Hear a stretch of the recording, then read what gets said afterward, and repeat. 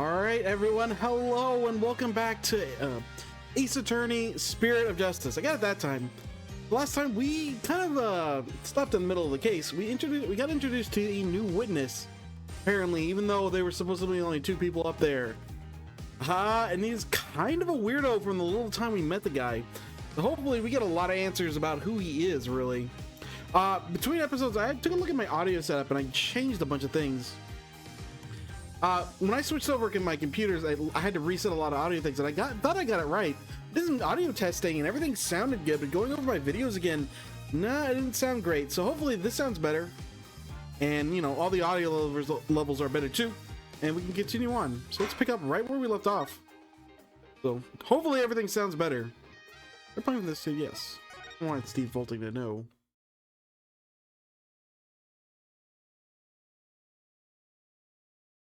It's him again. All right. Well, now he has to be the shaggiest witness I've ever laid my eyes upon. That's weird, just getting straight into it like this. Yeah, just no build up. Please say your name and occupation. Oh, I'm, you know, that so and so. Whatchamacallit? Oh boy.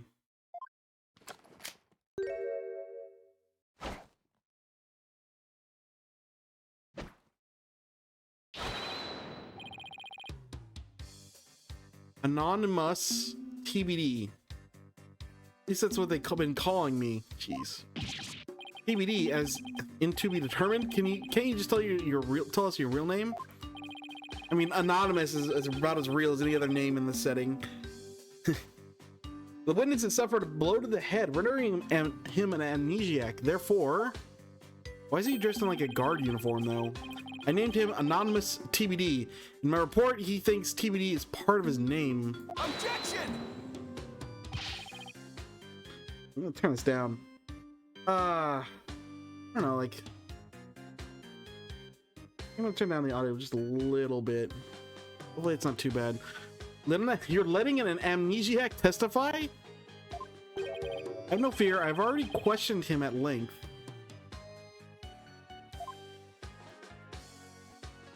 Oh yeah? Well, it is true, he's utterly forgotten his name and past. His memory of what he witnessed is still very much intact. Considering the dearth of information, any new knowledge may be of help. Therefore, I will permit his testimony. Now, Mr. Oh my god. Imus, please tell us what you saw. He's like in a guard uniform. He's in the hat or headband. What did you see? Where were you? Let's turn this down a little bit.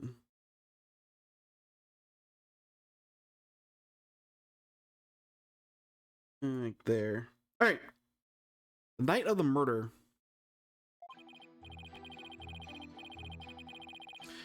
That night, I was up atop of Mount Pony, the mountain next to the inner sanctum. I don't know, man. It always gets like different levels.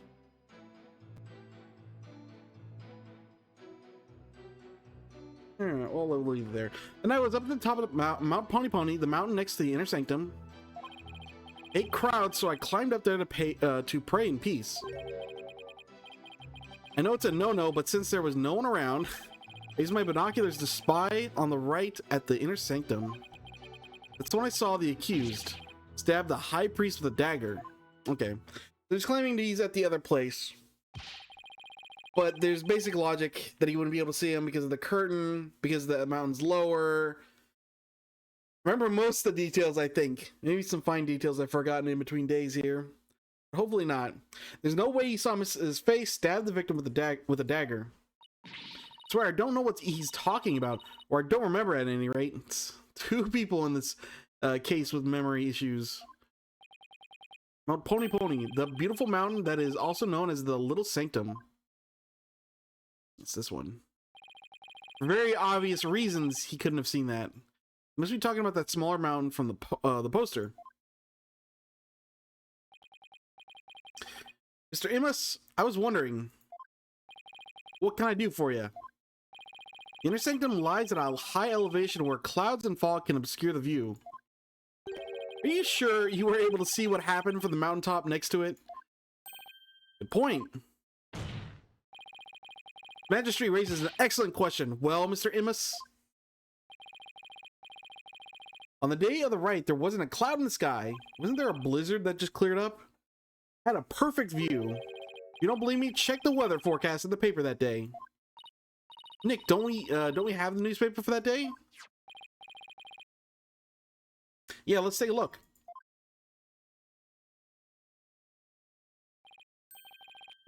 It does say calm and clear skies, doesn't it? Oh, there you go. See, told you so. Among other things. Sure. We'll check that.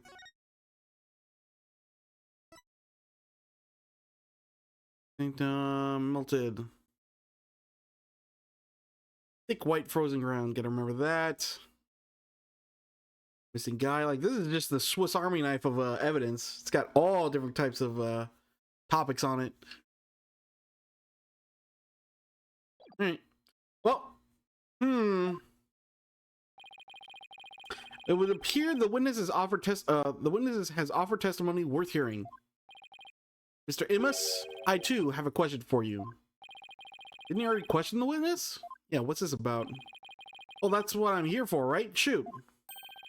How was the accused holding the dagger? Was she holding it underhanded, its blade protruding from the bottom of her hand? Yep, I believe she was. Hey, that's leading or something. It's to like give multiple options. Called a reverse grip. I thought as much. Is that the reverse grip? Hold it right there. What bearing does this have? I mean, it has obvious bearing, Phoenix.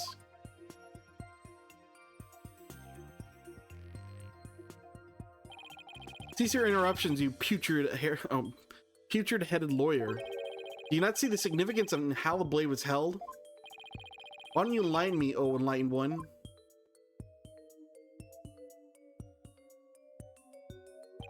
I knew you were a fool. I can already picture you in your next life. Yeah, I mean, obviously it's clear he's just trying to test the credibility of the witness, sort of. But he kind of let him. He should have just asked, how is she holding the knife, and not said anything. Next life? Yes, after your soul wreathes for centuries in the pits of hell, excuse me. You shall be reborn as a witless sea urchin that barbs limited with barbs limited to your posterior. You shall live a short, inconsequential life, only to be brutally devoured by a sea otter. That was a bit excessive. Or Dennis Reynolds could eat one. I simply asked what the dagger grip had to do with the case. Now pay attention. How the accused held the dagger is of vital importance. With such information, we can infer exactly what actions she took. You were saying that the victim was killed while he had his back to the accused. Is that correct? Yes. Such the accused's dagger grip tells us something very important. The accused approached the victim from behind, swung her arms around him, and plunged the dagger deep into his abdomen using a reverse grip. Oh, okay, so yeah, like that. But we know that's not the case. Because in the vision, we saw the person in front of him, he runs towards them. She doesn't run up behind him. This is like already false. Because we didn't hear the guy didn't hear Maya's footsteps. We know this guy was moving because of the bells into the water. And we know he got stabbed from the front. From the, like, okay, you can explain this, but you have to explain what Lady Kira was in the vision. Or the seance, whatever you want to call it. And how, how he approached it. Who is that? Like, what's going on here? What? This Mr. Immus's testimony clears up any doubts that might remain. And it coincides with her benevolence's insights as well. No, it doesn't. It does not. This is the disaster. Like, what's the explanation for Lady Kira then? I thought I'd blown those insights out of the water, but now they're back to haunt me. Now then, the defense may cross-examine the witness. All right. Oh boy. Night of the murder. That night, all right, I took a bunch of damage. The night I was up at the top of the mountain, Pawnee Pawnee, the mountain next to the inner sanctum. Press. Are you sure you're not mistaken, Mr. Immus? Was it really Mount Pawnee Pawnee that you climbed? Oh, I'm sure of it. It was really Pawnee Pawnee-ish mountain. What does that even mean? You know, now that I think about it, it was mighty fine view. Hey crowd, so I climbed up there to pray in peace. Hold it.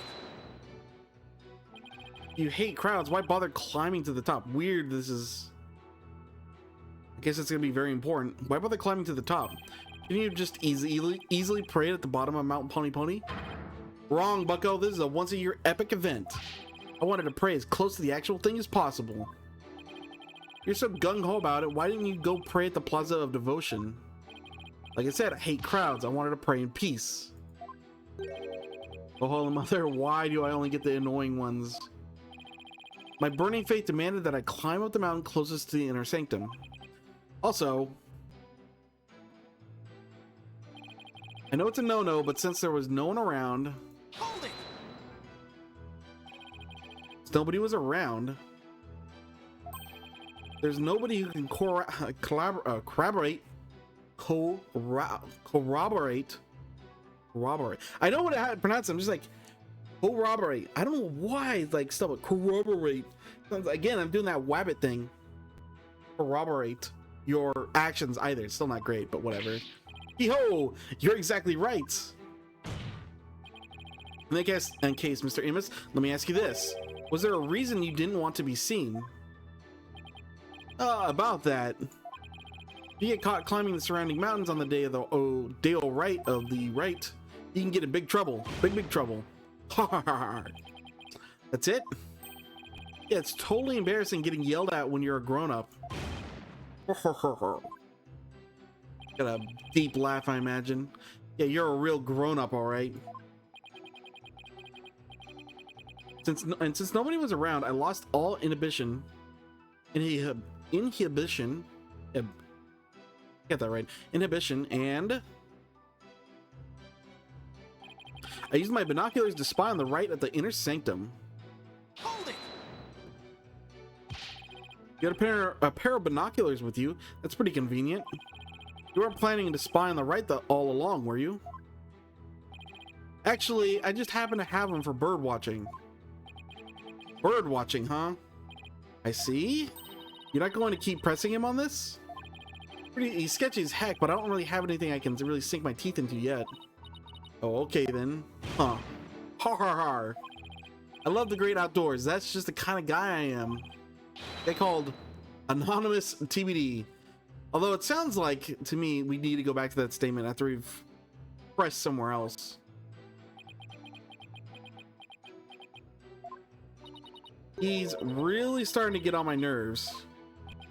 As I looked through my binoculars, I couldn't believe that, well, what was unfolding before me. That's when I saw the accused stab the high priest with a dagger. Hold it. All right, here's the juicy bit. Did you really see what you say you did? Are you saying I'm lying about this? Well, I'm not. It's etched permanently in this old noggin. But I didn't do what you say I did. I didn't even get a chance to touch the dagger the day of the rite. What do I know of that? What do I know of that? All I know is what I saw. I've never even seen you before in my life. What possible reason could I have to lie? I mean, he just said he never saw her. Hey, I didn't expect there to be any witnesses way up there. But I don't remember doing that at all. I know, I have a feeling the witness is lying. There has to be an inconsistency somewhere in his testimony. Take another look at the court record. Well. Okay, well. So the obvious thing is that you can possibly see it.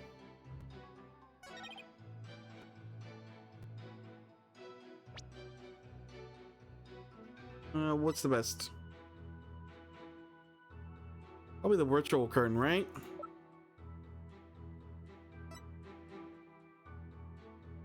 Yeah, the curtain's probably more relevant than the height at this moment. Just in case, though. We are kind of low on health.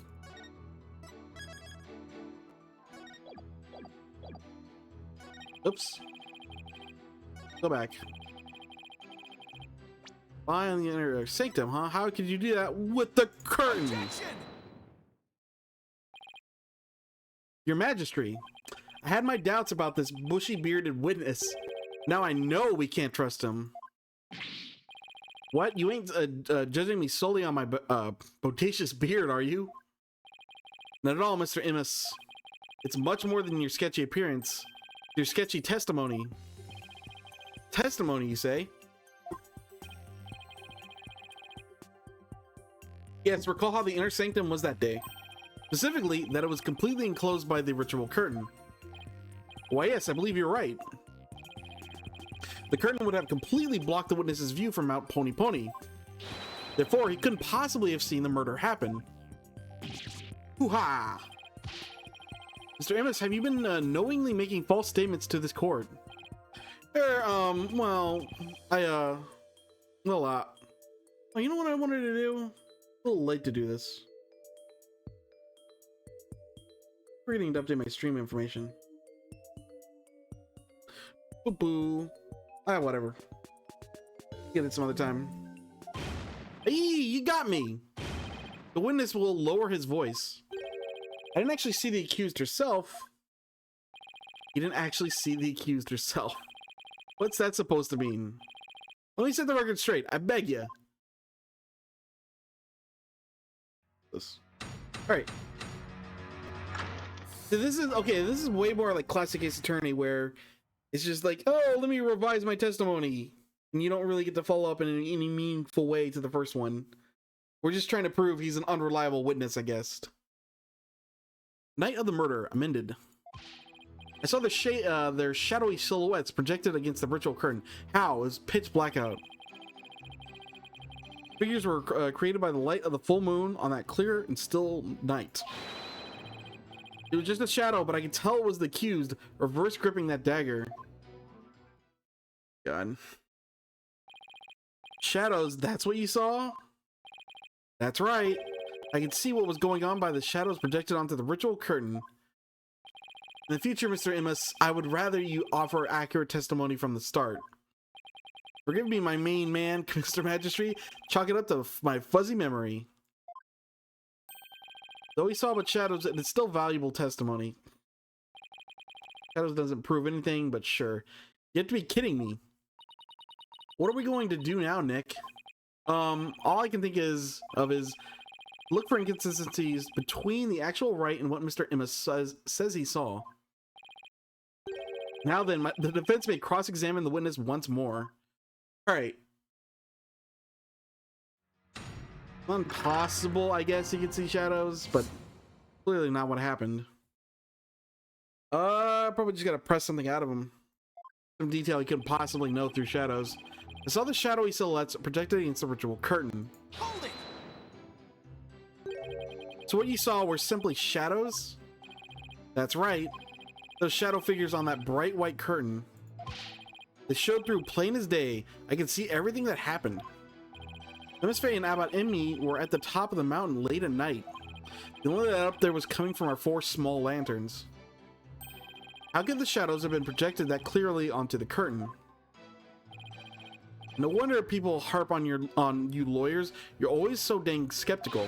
The lanterns weren't the only sources of light, you know. Or actually, what it probably is light of the full moon and the clear and still night.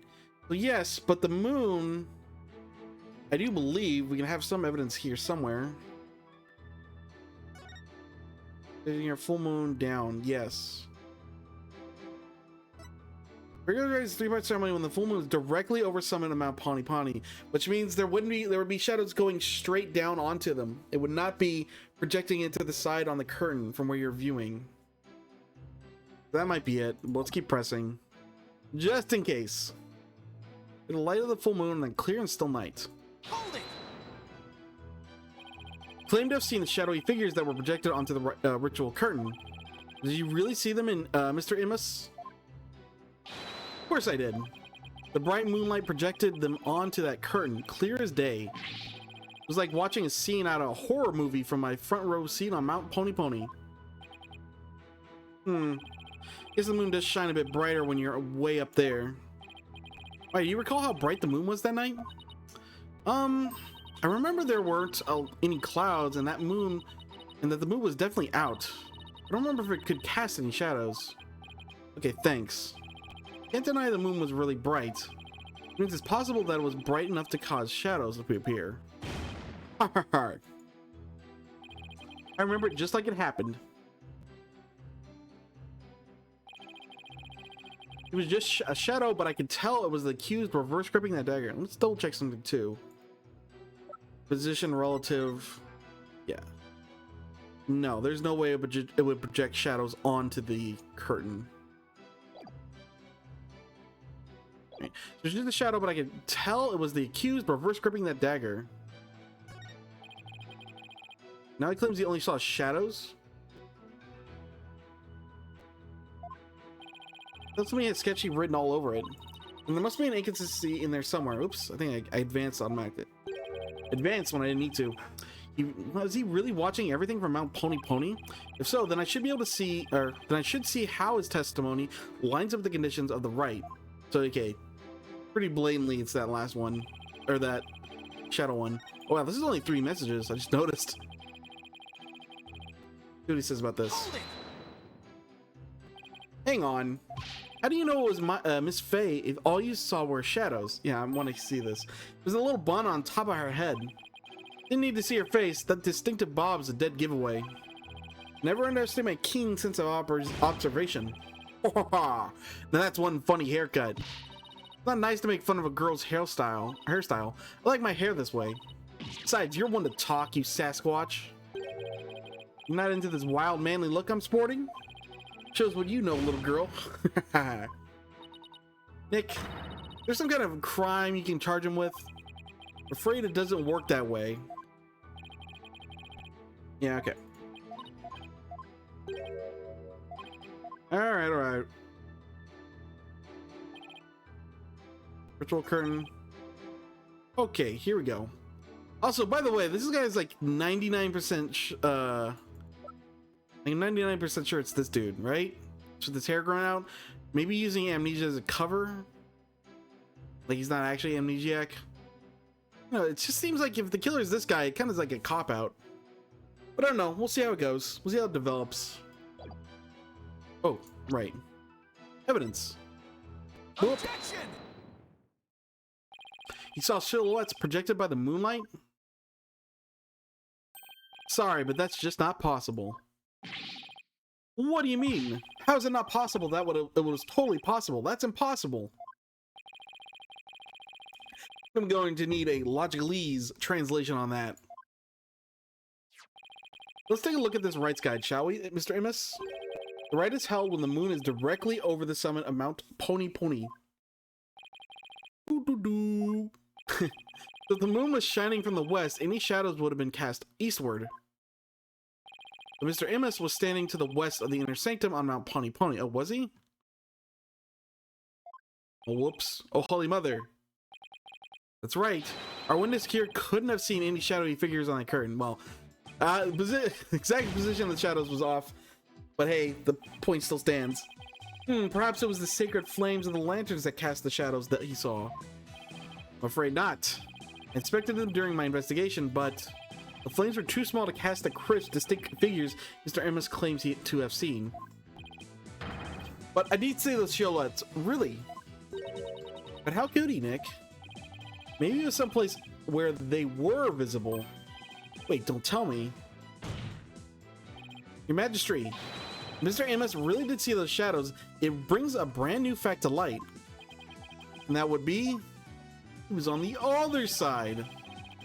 The brand new fact that comes to light if Mr. Immus really saw did see those shadows is he was somewhere else. It wasn't where he claimed to be at the time of the murder. Okay, he's knowingly lying for some reason. Oh, then where do you propose the witness was? Someplace where he could have seen the shadow figures, naturally. Wait, you mean... None of the mountain east of the inner sanctum are close enough for a good view. It leaves only one place he could have clearly seen the shadows from. And where might that be? This is where Mr. Amos was at the time of the murder. At the inner sanctum itself. Boom. Mr. Amos was at the inner sanctum, just outside the curtain on the east side, where we found that blanket thing. That was the only place from which he could have seen the shadowy figures. Hoo-ha! Wow, Yuta. That was a... I don't know. You did not do well with this witness. Like, we broke through him pretty easily. It's way too early to be breaking down like that. Really? Wow, I didn't even think of that. Wasn't the inner sanctum off limits to all but the victim and the accused? And the third party who was there, you mean? I get the feeling that's a subject Prosecutor Satomati would rather not touch right now.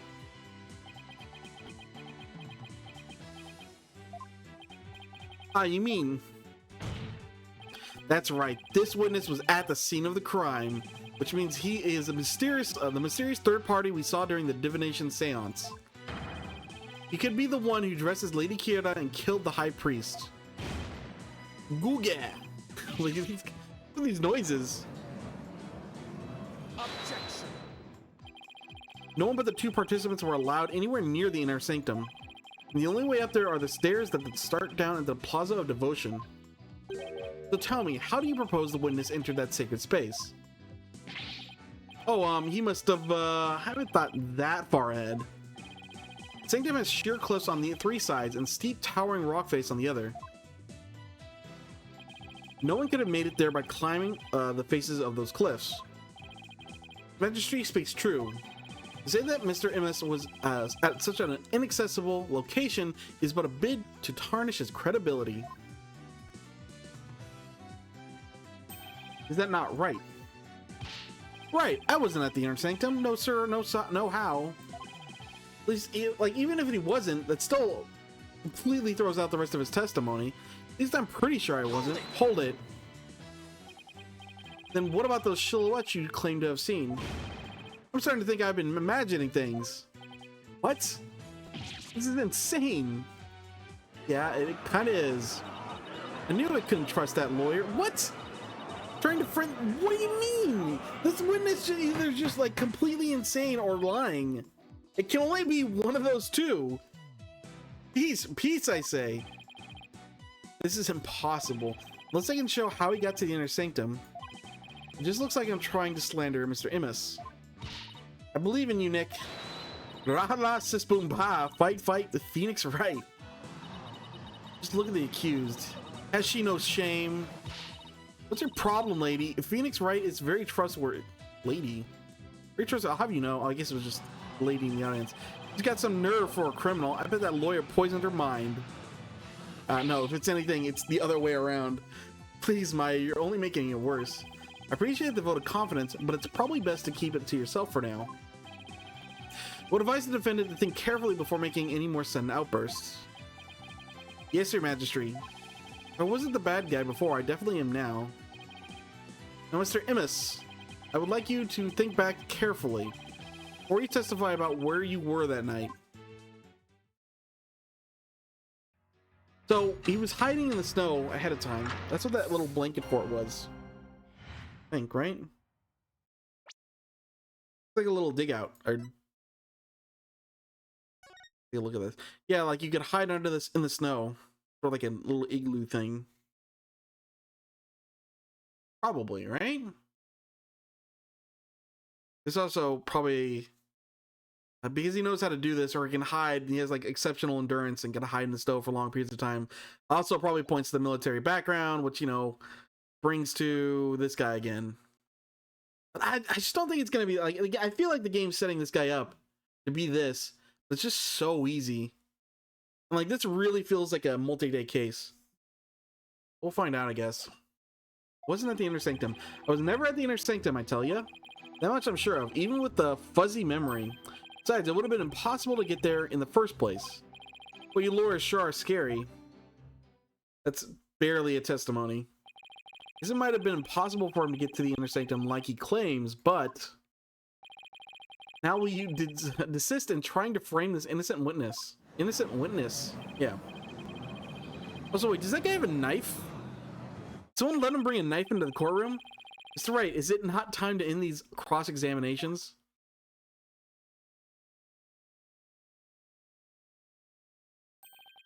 A moment of desperation leads to 100 million years of torment. It means that for each moment a sinner spends struggling to deny their sins, 100 million years of torment are added to their time in hell. Quranism is the strictest religion ever. I don't know. I don't know a lot about a lot of religions. And just so you know, you've already accrued 200 million extra years. Well, whatever. Plus the 5 they started with. That's 700 million years. Oh my god. Sure, what's another 200 million, give or take? Well, it's a big deal to me. I can't keep saying the witness was there at the inner sanctum. I can't prove it. Problem is, how am I going to do that? I don't think the evidence is definitive enough just to directly present it. We have to probably press something out of him. Was never at the inner sanctum, I tell ya. Hold it!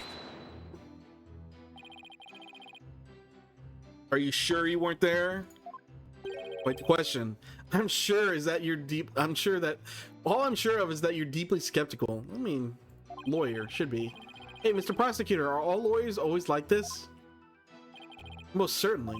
They always try to pin their crimes on the innocent witness without any proof whatsoever. They are no better than the bacteria or viruses. Bacteria and viruses are necessary to some degree, I'll have you know.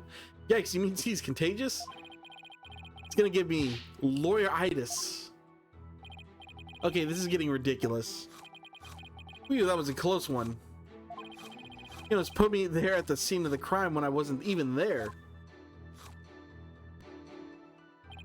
That much I'm sure of, even with my, even with the fuzzy memory. Describe your fuzzy memory for me. You just said your memory was fuzzy. I sure did. What's the big deal? I'll tell you what. Hell, you want. Your testimony isn't very credible if your memory of the events is fuzzy. Oh, no worries there. My memory may be fuzzy, but I'm very clear on one thing. Here we go again. You asked me whether or not I remember what I did that night. I'd say I do. In short, you are confident that your testimony is true, even though we had to amend it. Is that correct, Mr. Immus? Exactly. Guess you don't want to be the judge for. Guess you don't get to be a judge for nothing. In closing, I can clearly say that I was totally not there. Besides, it would have been impossible to get there in the first place. This is what we definitely need to elaborate on. I wonder if it was really impossible for you to get to the inner sanctum. You have something to say, just say it. Ooh, excuse me. Couldn't there have been another way to get there? A way that wouldn't attract attention? No, there isn't. Which means there is. The rest of the defense would like to share its theory with us. I don't even have a wild guess, let alone a theory, though. Time to reach into my bag of bluffs. Reach the inner sanctum without attracting any attention. Oh, it's a parachute. Not like a dig out. I had to be more ridiculous with it. Oh, there's another thing to press, but whatever.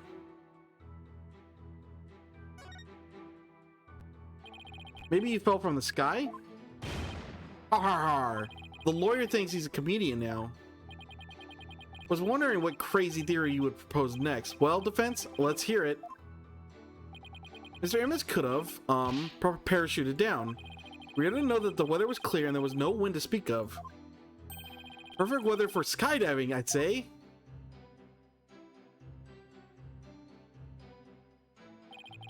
Now that you've been backed into a corner, your delusions grow even more ever more delusional.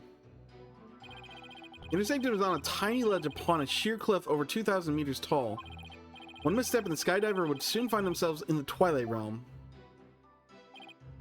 Yeah, and oh yeah, and this also makes more sense because he's specifically a paratrooper, right?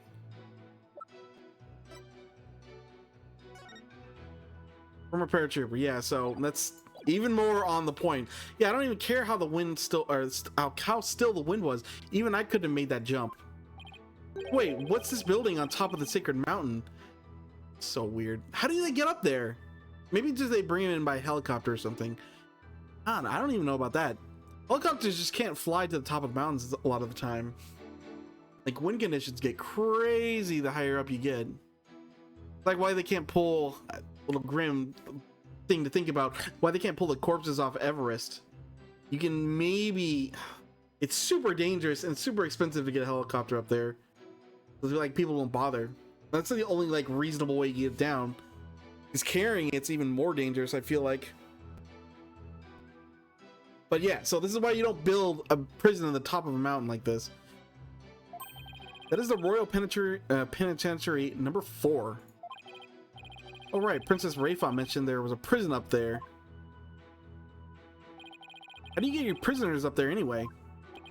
By helicopter, but only with authorization from the Minister of Justice. Like, yeah, that's the only reasonable way. The only one who can approve flights that pass over the inner sanctum.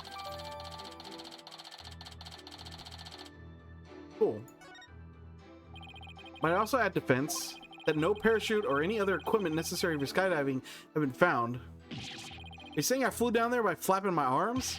I may be an incredible dude, but even I'm not capable of that. Alright, well, please add that statement to your testimony, Mr. Emus.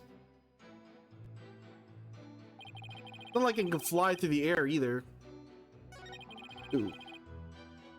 Boy, you lawyers are so. Let's press this because we know that's the right statement to press on. Ooh. Well, I'll get to that when we get to that. Let's press this. Now hold on, lawyers aren't scary. But you're saying I was at the inner sanctum when I wasn't. Anyone who tried to frame an innocent man like that is scary in my book. Oh boy. Lawyers are scary. Lawyers are scary. Jeez. It's a setup. It's definitely a setup. I'm not trying to set anyone up. I'm going to provide evidence and explain exactly how it was done. Gallery speaks true. They know the depth of a lawyer's sin and the poverty of his virtue. There may be some bad apples, but we're not all like that, you know. We don't get to meet many defense lawyers, unfortunately. I think like the most of them we technically know in the Ace Attorney games are either dead or they're actually well, in investigations, there's that London lawyer chick in the first game, the defense lawyer, who's, well, not who she claims to be, I guess. And I haven't played Investigations 2. After this is the last Ace Attorney game I haven't played at all. But I imagine Capcom's gonna release a collection. I can do that at some point. Yeah, not a lot of defense attorneys. Like, obviously, there's one for Edgeworth. I think if there's any others, that's kind of it. Oh well, maybe some bad apples, but we're not all like that, you know. Don't worry, Nick. I think there's probably one I'm forgetting, though. No, I'm still rooting for you, no matter how morally bankrupt you become. Thanks a bunch, Maya. Oh wait, there's Gavin too. Him at least. I still think there's more. Thanks a bunch, Maya. Mr. MS wasn't at the inner sanctum, or more precisely, couldn't get there. I don't see a way out of this. Yeah, these kinds of debates only get worse if you argue them the wrong way. I'll have to pry some conclusive testimony out of him and present some evidence. Like when you're trying to catch a frog, or catch frogs from a pond. Once you've got a grip on one, you better hold tight. Why would you do this? Right, something like that. Catching frog sounds gross. All right. Not like I can fly through the air either. Maybe a bit of stretch to the long banner. Maybe a stretch to immediately claim this is a parachute. I think we're just gonna press him first. Hold it. You wouldn't need to flap your arms if you had some gear. As I've already stated, nothing of the sort was found in or around the scene of the crime. Har har har. I'd sure like to see some of that so-called gear you're talking about. I know, but was there really nothing like that in the inner sanctum? What if there was something that could have been used as a parachute? To give the evidence another look. Okay, well, there we go. You did claim the witness was at the inner sanctum. It said claim shall remain but a claim without any supporting evidence, Mr. Wright. Yes, I realize that, Your Majesty. Can't find any inconsistencies. I guess I can always try to elicit some more testimony. Well,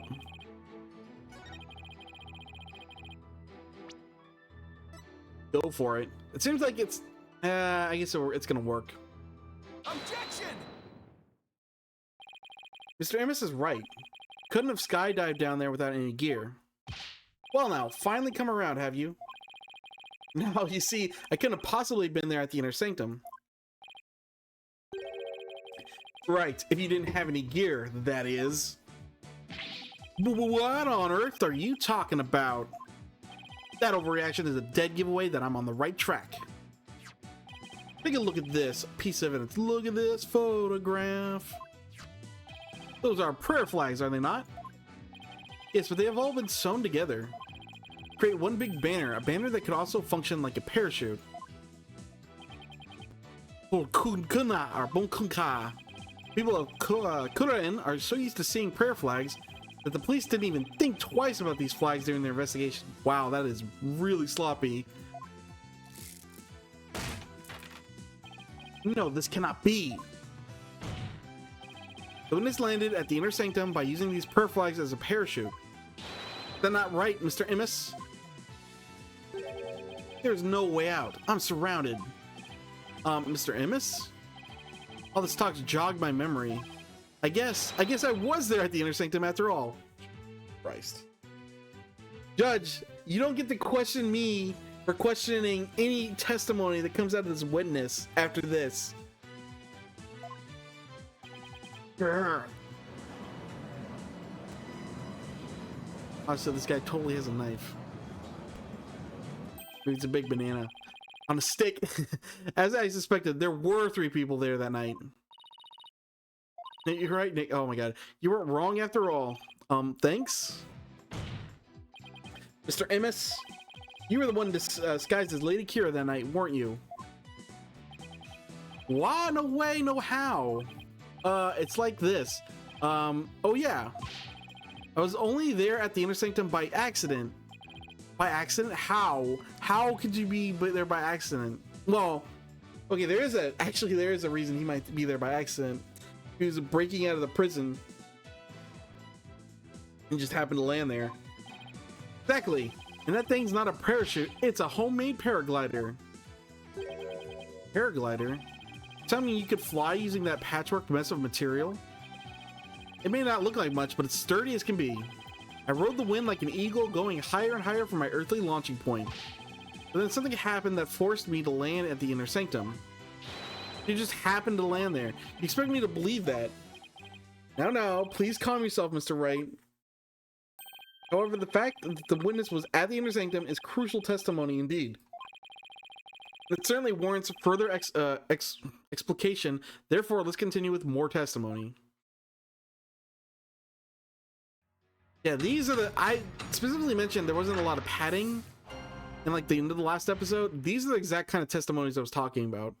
We just expose one lie and he just keeps telling the same story. Keep going one lie by one lie by one lie. Take his, like, this guy's obviously not credible. Why I was at the inner sanctum. That evening I was enjoying a trek through the night sky with my homemade paraglider. But just as Mount Pony Pony was drawing near, something terrible happened. An accident forced me to make an emergency landing at the inner sanctum. As I landed, I banged my head, causing me to lose my memory. These ended up at the inner sanctum purely by accident. James, you failed to mention any of this during your pre-trial questioning. Can't be helped. I mean, I'm just remembering it now. Like, I don't know the timeline for this. Like, this guy's clearly been out for a while before this whole thing happened, right? So he didn't escape on the day of the inner sanctum thing, right? No, they were talking about him even before the prayer thing happened. What was it called? The rite. Bernie's rites. Yeah, before this whole thing, they were already talking about the escape guy, I believe. Okay, so he wasn't escaping from the prison at that time. If it's him, what would we be doing up there then? Can't be helped. I mean, I'm just remembering it now. Continue such a slipshod testimony, and you will be cast into the hell of hangnails. Ooh. We shall have your hangnails grown and ripped out for 800 million years. Wow, that actually sounds bad compared to the tickling one. Hoo-ha! I think I'll pass on that. Looks like that caught Prosecutor Sotomati off guard. This is my chance to rip his case to shreds. Let's do it. Cross-examination. Why I was at the inner sanctum. That evening, I was enjoying a trek through the night sky with my homemade paraglider. Oh. Right. The pressing point. Why? You just out enjoying yourself? You were enjoying a trek through the night into your sky, or during the night sky with your homemade paraglider. You didn't go to pray? What about Curtis like me can pray anywhere, even while flying through the sky? But I wouldn't recommend you try it. You're bound to end up dead. Ha ha ha! Paraglider. I didn't see anything like that. That's because of the ritual curtain. It blocked your view. You should have seen me majestically soaring between the mountains. Really? What do you think, Nick? Don't ask me. Ha ha ha. Whatever. I was really enjoying that flight. First, anyway. Just about Pawnee was drawing near, something terrible happened. An accident forced me to make an emergency landing at the inner sanctum. Alright, yeah. Keep forgetting, gotta press these. Hold it. Something terrible happened? Yeah, what? Exactly, and when I say terrible, I mean terrible. What? Was there something unexpected near about Pawnee? Or Pawnee? Or, what was it again? Wait, you don't remember? Let's just say it was terrible. Oh, great. An accident forced me to make an emergency landing at the inner sanctum. Hold it. No details, huh?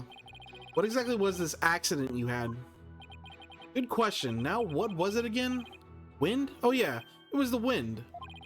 Not just any wind, but a sudden gale force wind made me lose control. The wind was strong enough to make you lose control? You got that right. Okay, then please add that to your testimony.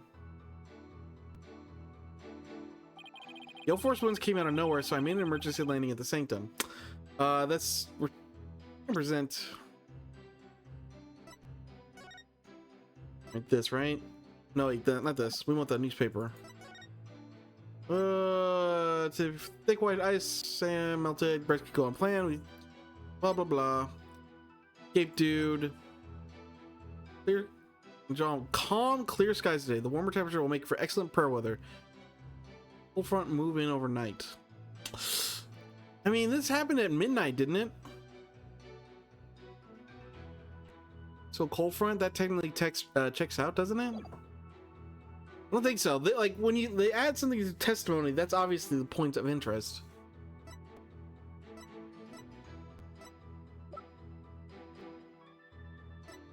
I don't think anything else this matters. Let's press him on it. Hold it. Had the wind been blowing the whole time around the mountains? Yep, just the right amount of wind for paragliding. That sudden gale force wind was a real shocker.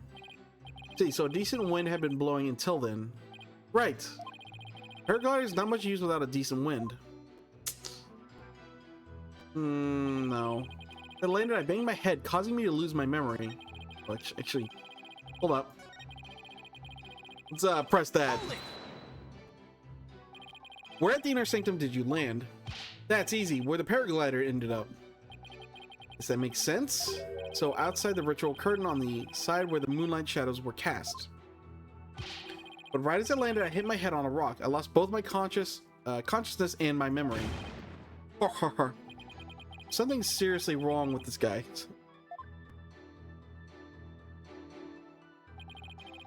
It's weird that he remembers how he lost his memory, but doesn't remember anything else.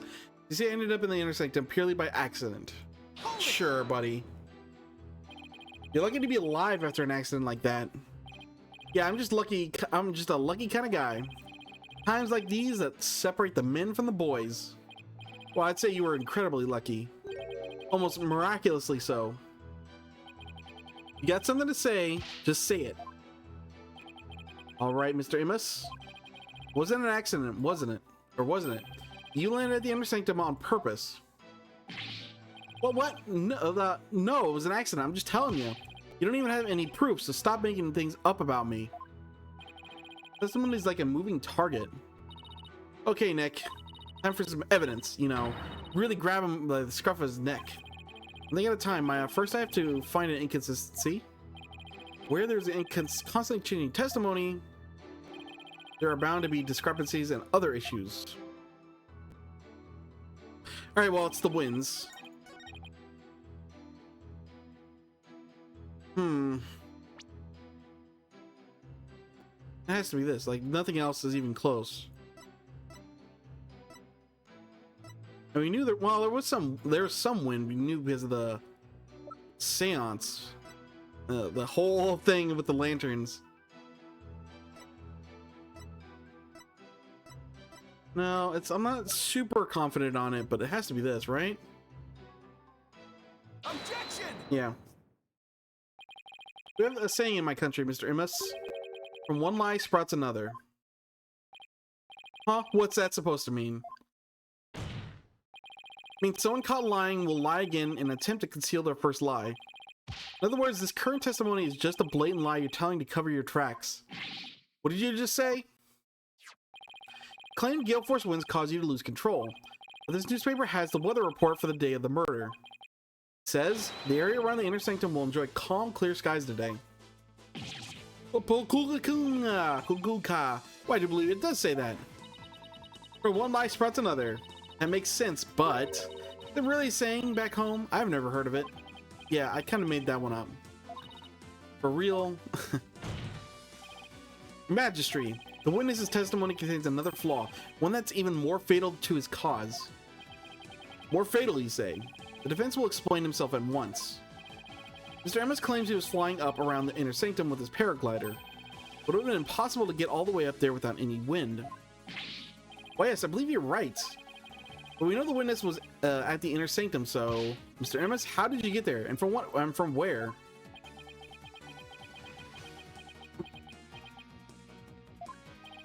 Without any wind, he couldn't have flown up there from the bottom of the mountain. The process of elimination. The only starting point that makes any sense is... Your Majesty, I believe I have the answer to your question. To reach the inner sanctum, Mr. Imus must have launched himself from here. Boom. The only place that makes any logical sense. Hoo-ha! Are you insane? That's where he came from? If he couldn't come from below, the only option is from above. So you see, Anonymous came down from Royal Penitentiary number 4. From there, he could have easily reached the inner sanctum by parachute. And that means that he might have also killed the High Priest. What? Mr. Amos, were you the third party at the inner sanctum? And the one behind the warning to halt the right that the victim received? Yeah, how could he get back up to the prison then? Because he had to go to the victim's house, so he couldn't have been in there like a prisoner. Unless he was a prisoner, got out, planted the note, went back to prison, then came back down. We'll see. We'll see how this develops. Was it you who saw in his, what we saw in his final memory? Are you the rebel hunter, Lady Kira? Hoo-ha! Because if he was working with the prison guards, he could be up there. Like, are they letting him into the prison, the Lady Kira? Hey, Mr. Prosecutor, sir, help me out here. You did it. You finally left him speechless. Come on, Mr. Prosecutor, man. Quiet, you fool. You should use this time to prepare yourself for what is to come. Or fate far worse than hanging in hell awaits you now. Hold on, defense. I must concede this point to you. The witness did in fact descend to the inner sanctum from the Royal Penitentiary number 4. You knew this? He didn't even put up a fight this time. That's awfully generous of him. It means he's going to put up a fight later. But if you are as perceptive as you seem, then surely you've already figured out the riddle. The riddle of Anonymous's true identity. Oh, his true identity? Not sure I know quite yet, but oh my god, Phoenix. But I guess I'll have to answer with something. It would seem I'm the only one still in the dark here. Would the defense care to enlighten me? Who's the man we've been calling Anonymous? Well, this is really dumb, because he's going to say, okay, it's the rebel scum. And because it's a rebel scum, it couldn't be Lady Kira, even though we don't really know what the vigilante Lady Kira is all about. The witness's true identity is this dude. Bam. Is this really him? Only now do you realize the truth. Well, please do share with us your belated insight. What's wrong, Nick? Why are you holding back? Because this isn't going to be very helpful to our case. It's so dumb. They're gonna trust, oh, the random vigilante. We know what he's all about. We know what he's will and will not do, even though we don't actually know who it is. Really? Are you sure? Unfortunately, I've got no other choice. That scruffy beard and shaggy mane completely threw me off.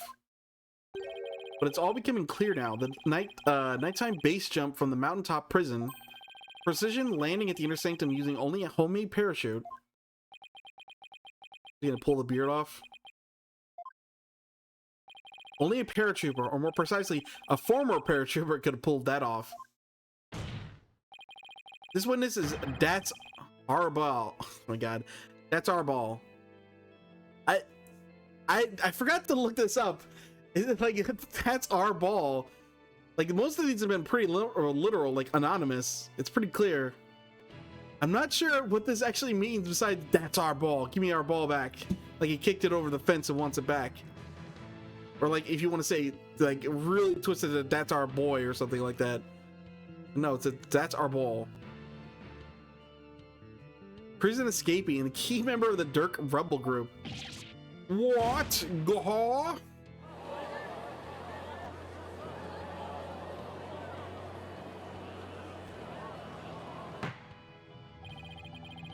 The witness is an escaped prisoner.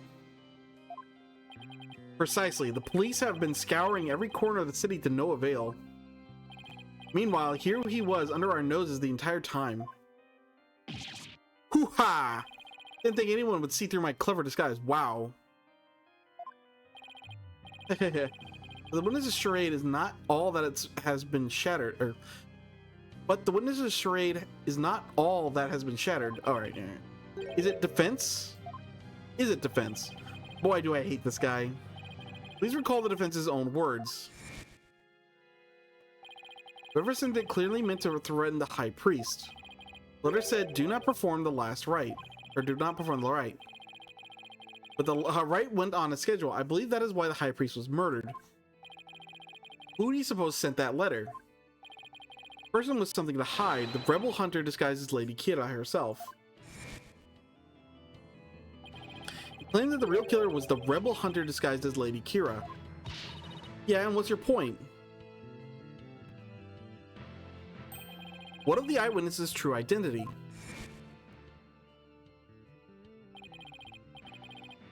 We really flashbang back to something that happened like a few minutes ago? Yeah, I remember all this. Former paratrooper. This witness, that's our ball. Not even like a few minutes ago, like a minute ago. Prison escapee.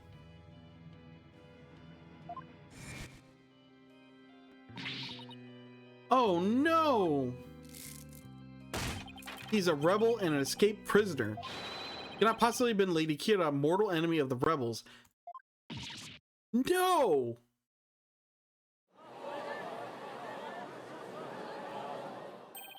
Now, perhaps the witness will enlighten us to the truth. After all, he has yet to refute any of this. Hoo-ha! You got me. Yeah, this is how wanted criminals act. And the razor sharp fangs of the defiant dragons.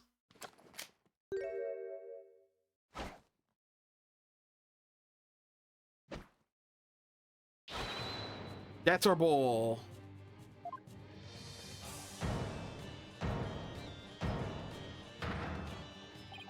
When did you get your memory back? Oh, around the time you guys were talking about there being no wind. But you gotta give me credit for making up all that testimony off the top of my head. You prepared to tell us the truth now? Well, it's true I parachuted down into the inner sanctum, but I banged my head on the impact and ended up unconscious outside the ritual curtain. In short, all my eyewitness testimony was a big fat lie. Well, amazing. Oh god, like what's going on here? Big fat lie? Oh, by the way, long time no see. Yuddy? Yuddy? UT? UT? Oh. Yuta. Wait, they know each other? Your Majesty? This filthy rebel belongs in a jail cell. Oh yes, of course. Are we finally getting some character for this dude? Sadamati? Bailiff, seize him at once. Did you really have forgotten the will of the dragon, huh, UD? But I haven't, and no dogs of the Garan regime are gonna lay a finger on me. Alley-oop. Wait, what the heck?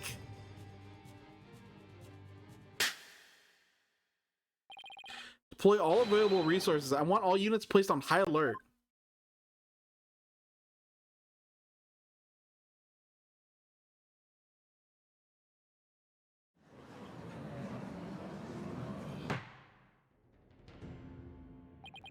Escaped prisoner. Escaped again. Amazing. The police force has been placed on high alert. He will be caught before long. Escaped prisoner has escaped the law again after giving a ton of false testimony. Talk about a troublemaker. He really pulled a number on all of us. He pulled a number on everyone else in this room. We were onto his bullshit from the start. What was the point of all that anyway? Yeah, really.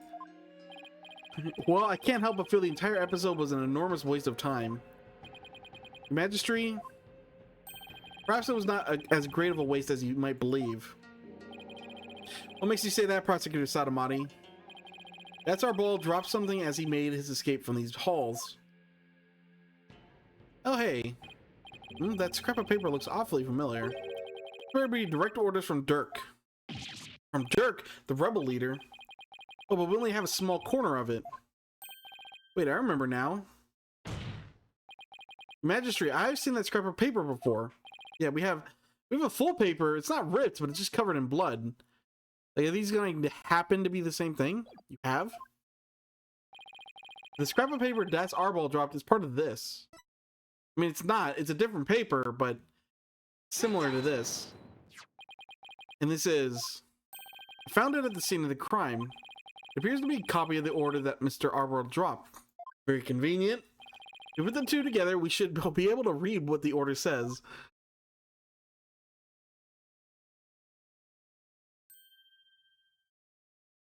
Oh my, and just what does it say, Mr. Wright? Can't read it, Judge. I can't read Kuranese. Prosecutor Sadamati, if you please. The ignorant lawyer has not bothered to learn our language very well, then.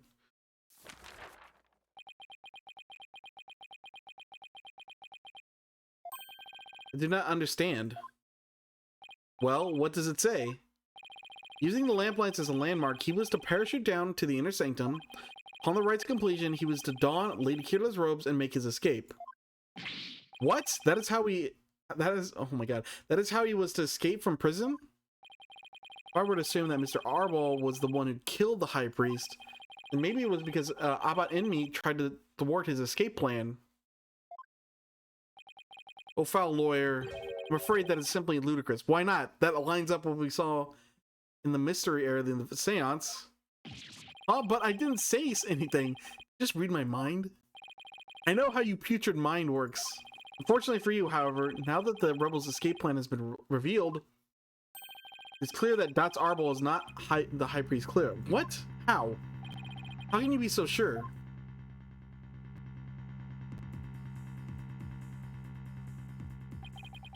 If only you would use that putrid brain of yours every once in a while. That's Arbol plan could not have worked without the help of a certain individual. What do you mean? Speaking about Inmi, of course. Had Dot's Arbol simply donned Lady Kira's robes and made his escape alone, it would have been far too conspicuous. But were he by the High Priest's side, the faithful citizen praying in the plaza would have no cause to suspect anything. No, he could have just parachuted down. He already had a parachute. He didn't need to take the stairs or go by anyone. It is therefore unthinkable to think that Dot's Arbol was the High Priest's killer. Pog. No, it's not. So then you're saying the High Priest was a... Oh, I cannot bear to say it. I'm afraid so. He numbered among the rebels who threatened our kingdom. Okay, even if that's true, then why shouldn't we believe it's Lady Kira who murdered them and it's not Maya? Unless they're saying it's Maya isn't Lady Kira. It's still really weird. Oh my god, there's so many ways. Can't be Maya, but the game's just gonna keep pushing on. How could this be? The High Priest, a rebel? There must be some kind of a mistake. Let it go and move on. Accept the truth is the only way. And that goes double for you, Defense. Are you going to accept that Maya didn't do it? Cease your futile battle now. Why should I? Because I will not put the final nail in the coffin of the accused. Now that we have eliminated Dot's Arbol from our list of suspects, there's only one person that still remains, the accused Maya Fey. Hold it! Hold it right there. Aren't you forgetting something important? Something important? Please do explain, Defense. Can't end this trial without looking into the murder weapon, I guess. What about the murder weapon? We haven't found it yet. Oh. What does it matter if it has been found or not? The fact remains the victim was killed with it by the accused. How do you know that? Would also fail to see how that would be important, Mr. Wright. This is however is. Well, fine. Seems there's no need to continue this trial any longer. Nope. No, Your Majesty, there's still something important that must be brought to light. You know who the third party is? Is it the Arrow?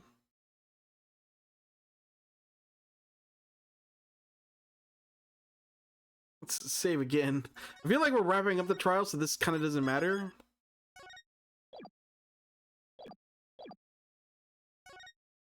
Like, who left the arrow? No, the third... Like, we know who the third party is. What about the arrow fired from the High Priest's house?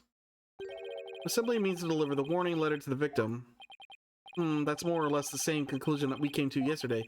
You know, I guess you're right. Oh, this should be just about as right as well. Okay. This is no longer in this trial. Slam. No. Your Majesty, there's still something important that must be brought to light. I thought, like, okay, we kind of know who the third party is, though. It's that guy. I mean, obviously, we want to, like, interrogate him and stuff. I guess. We want to, like, clear up any more details. Talking about the true identity of Lady Kira we saw in the seance vision. Oh. Okay, well, I thought I was referring to the guy. Never mind. That wasn't Dot's Arbol. I thought we were just, like, brushing that aside. Because, you know, they kind of were doing that already. That wasn't Dot's Arbol. Who was it? Who was it?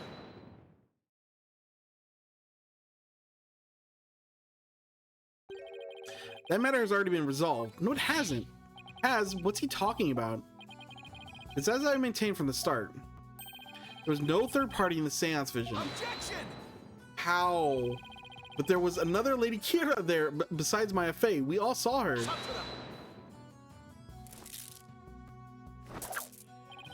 What the? Can't do my finger point. Wow, powerful technique.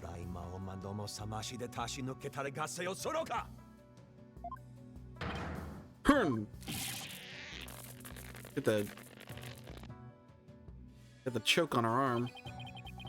Time to let go and move on. Fate has already been sealed, much like your arm. This hardly seems fair. It's quite simple once you consider where the victim and the accused were at the time. The victim was near the spring with his back to the accused. What would he see ahead? Besides the water itself, there was nothing but the Warbat statue. Right?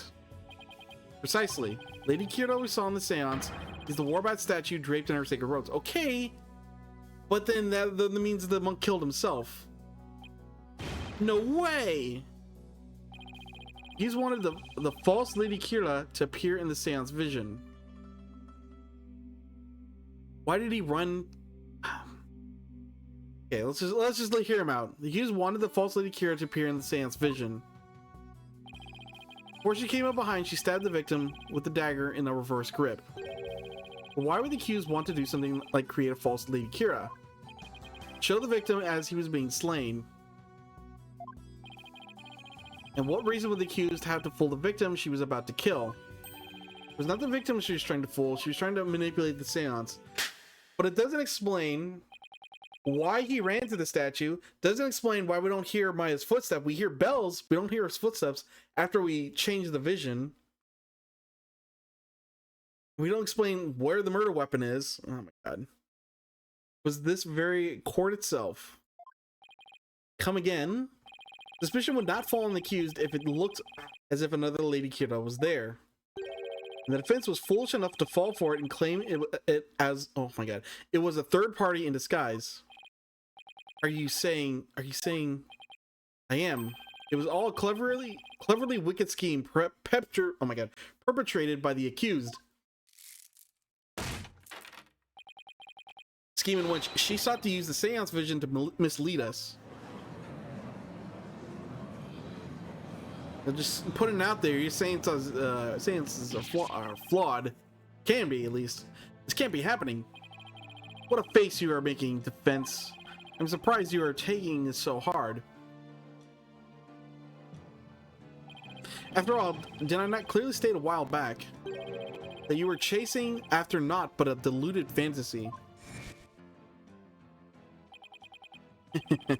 Something has occurred to me, you see.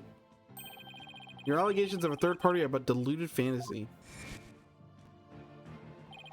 You're telling me he knew this how it would turn out all the way back then? That he was just waiting for the most effective moment to spring it on me? Do you understand now? I've had you dancing in the palm of my hands this entire time. Can't be. This is an outrage. You took our royal priestess' sacred divination seance and used it to commit the most foul and despicable murder. No, I did nothing of the sort.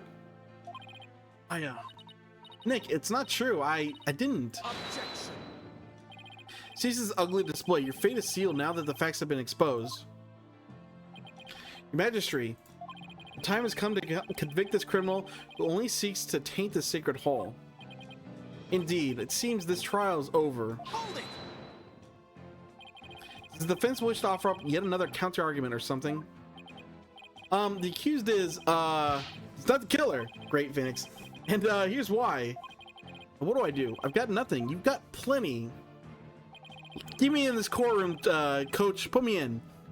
It would appear the defense has run out of arguments to make. I thought for sure that rebel was the killer. The only person with a possible motive, the one dressed as Lady Kira, has vanished. But I agree with the statue, and that's him running into the statue and impaling himself. I still don't know why, though. That's what it really appears to be. That's like the genuine mystery here. Otherwise, yeah, I agree with him. It's a statue. It's just one of the points he's got himself stabbed on.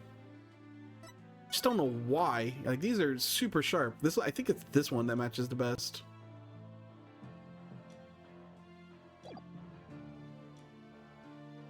The only person with a possible motive, Wonders Lady Kira, has vanished, and I've got nothing to use against Prosecutor Sadamati's argument. Damn it!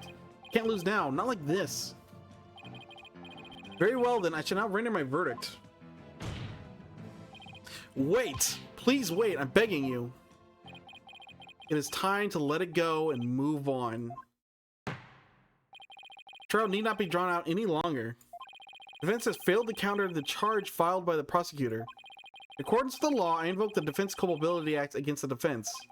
Now then, this court finds the accused Maya Fey, the defense of Phoenix Wright. Last second save? Oh, well, there goes. Ripperoonie. Ah! I'm not gonna yell too loud on the mic. I'm gonna blow it out.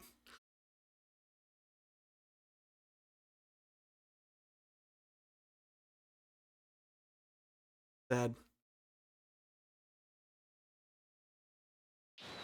Your Majesty, please forgive the interruption, but he was gonna come at some point. Oh my god.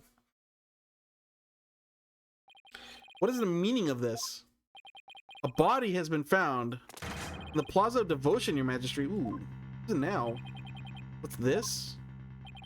A body? What happened now? We found this sticking out of the victim. Ooh. Well, there you go. Hey, remember when I said the murder weapon was important? You guys like, nah, it's not important. Wait, that's Lady Kira's Warbat dagger. Lady Kira, she has returned from the Twilight Realm once more. She's come to defeat the rebels. Peace. Love and peace. Well, it would seem the dagger that was once lost has now been found. I have one more thing to report, Prosecutor Sadamati. Yes? This dagger...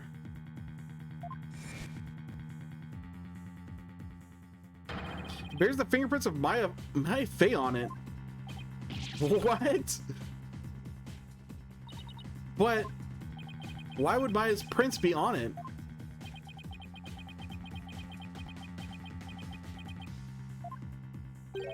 Cannot believe it, yet it must be true. Something the matter, Prosecutor Sadamati? The trial has run its course, and the accused guilt has been firmly established. However, it would seem the defense was right about one thing. It was? Claimed that the murder at the inner sanctum had been carried out by the rebel hunter masquerading as Lady Kira. I did say something to that effect, but what of it? Prosecutor Sadamati, are you suggesting that what I think you are? Oh my god. That they're accusing her of being... I believe the true identity of the rebel hunter who has been masquerading as Lady Kira, none other than the accused Maya Fey. What? Me? What? Well, good thing you all think I'm such a hero. I guess you're gonna flip on that too. Just whatever's the most inconvenient, you guys are gonna believe in it. I realize how shocking this must seem. Looking back, however, I now realize there was much that pointed to this fact. Rebel hunting Lady Kira was first sighted about 2 years ago. The accused first came to our kingdom about 2 years ago as well. Well, be more specific. If it was before she arrived, you know, that could get us off easy. Although we won't get off right now because then we're just guilty. Well, the timing matches perfectly. But there's more. That warning letter was found in the High Priest's bedroom 3 days before the rite. And she was staying there, despite his house being locked up tight that night. Objection! Doesn't that prove anything? Objection! It's difficult to believe an intruder could have found a way to enter such a secure house. However, the accused was known to come and go freely there, mainly to prepare for the purification rite. Ah, I guess that it was his wife.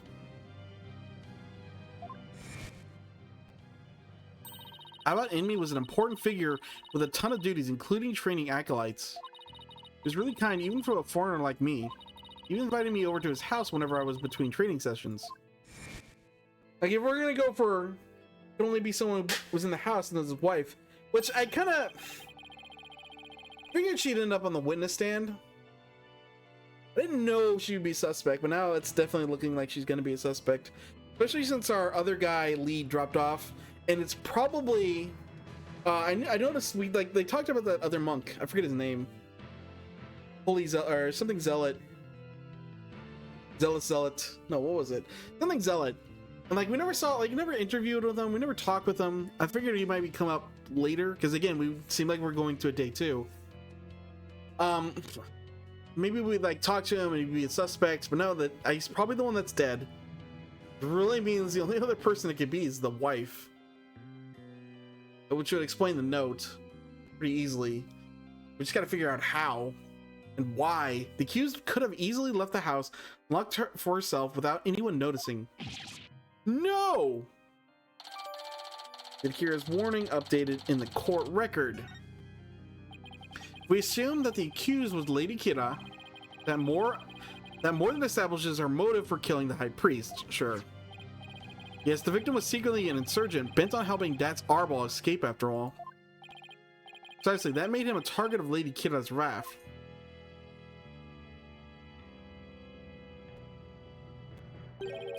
And after killing the high priest, she then unleashed her divine justice on another rebel.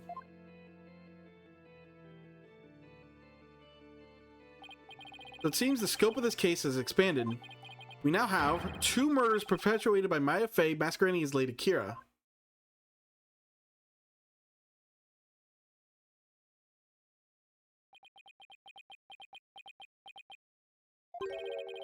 If Miss Fey is indeed a serial killer, it would affect the severity of her punishment. In light of this, I believe the second murder must be investigated before we can proceed. As you wish, Your Majesty. My Fey, I hereby charge you with the second murder. May your defiled soul feel the weight of your sins. You murder charge on top of a guilty verdict? Seems like the defense will live to see one more day. Weird. You think they'd kill me and then do court for Maya? I guess not. Although, how are they gonna explain the second murder? She's been in custody for like a full day, hasn't she? Is like no one gonna question that? Or did they just discover the body somewhere? Talk about hanging on by a thread. Come tomorrow, a far more terrible punishment awaits you. Here's why I suspend these proceedings so the second murder may be investigated. I mean, this case is wrapped up. It's not suspending proceedings. We're starting a new proceeding. To the conclusion, this new investigation court is adjourned. Now, I guess it's a first that we get a guilty verdict and it kind of sticks. Sort of. Kind of. Can we save? How much longer? It was like an hour and a half. I probably wasn't going to do that yesterday. Okay. Well then. Let's continue to the next chapter. Let's see. It's weird. We're guilty. We're condemned to murder or like death right now already. Are they really gonna let us walk around freely or have the princess escort us around again? I kind of doubt it. Simple. What do I do now? Can't believe Maya and I were actually found guilty.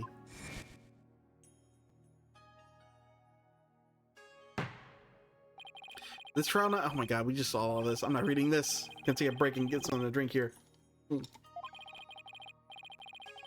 Oh, that's better.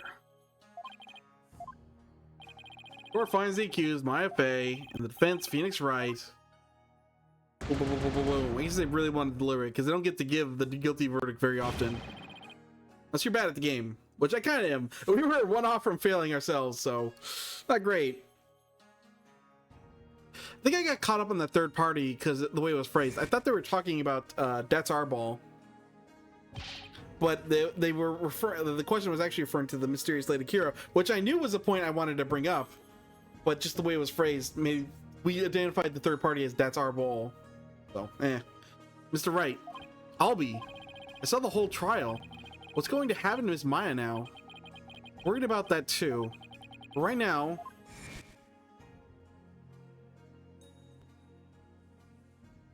I have one more thing to report, Prosecutor Sadamati. Yes. This dagger bears fingerprints of Maya Fey on it. Right now, I need to focus on the next trial.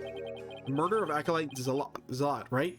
Okay, yeah. At least the jury's still out on that one, so to speak. 2 murders are most likely connected.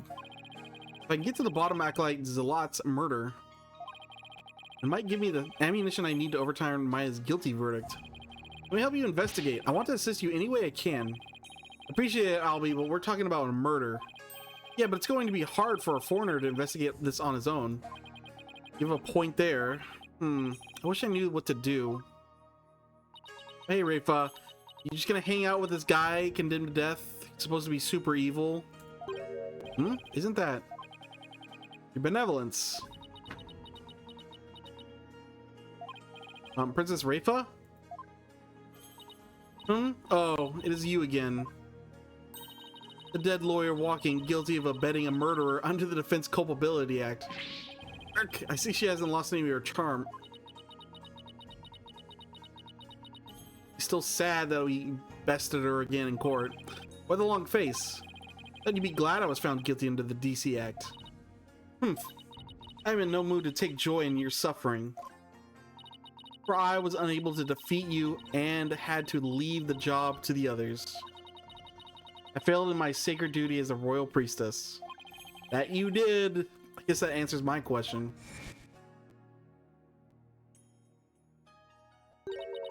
I misunderstood the voice of the Mitama yet again. This cannot be. And she's out. Stop.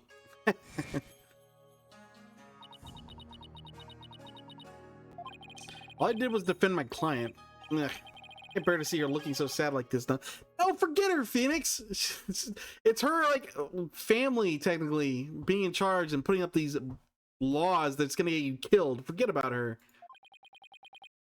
You're on death row, Phoenix. You got other things to worry about than this chick.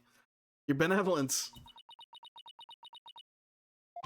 Your benevolence. Oh, barbed head. I thought you had already begun your journey to the Twilight Realm. Not dead yet. I still have an investigation to do for tomorrow's trial. What's this? What do you mean to say? You have not given up yet? That's right. I'm going to prove my innocent tomorrow. But why?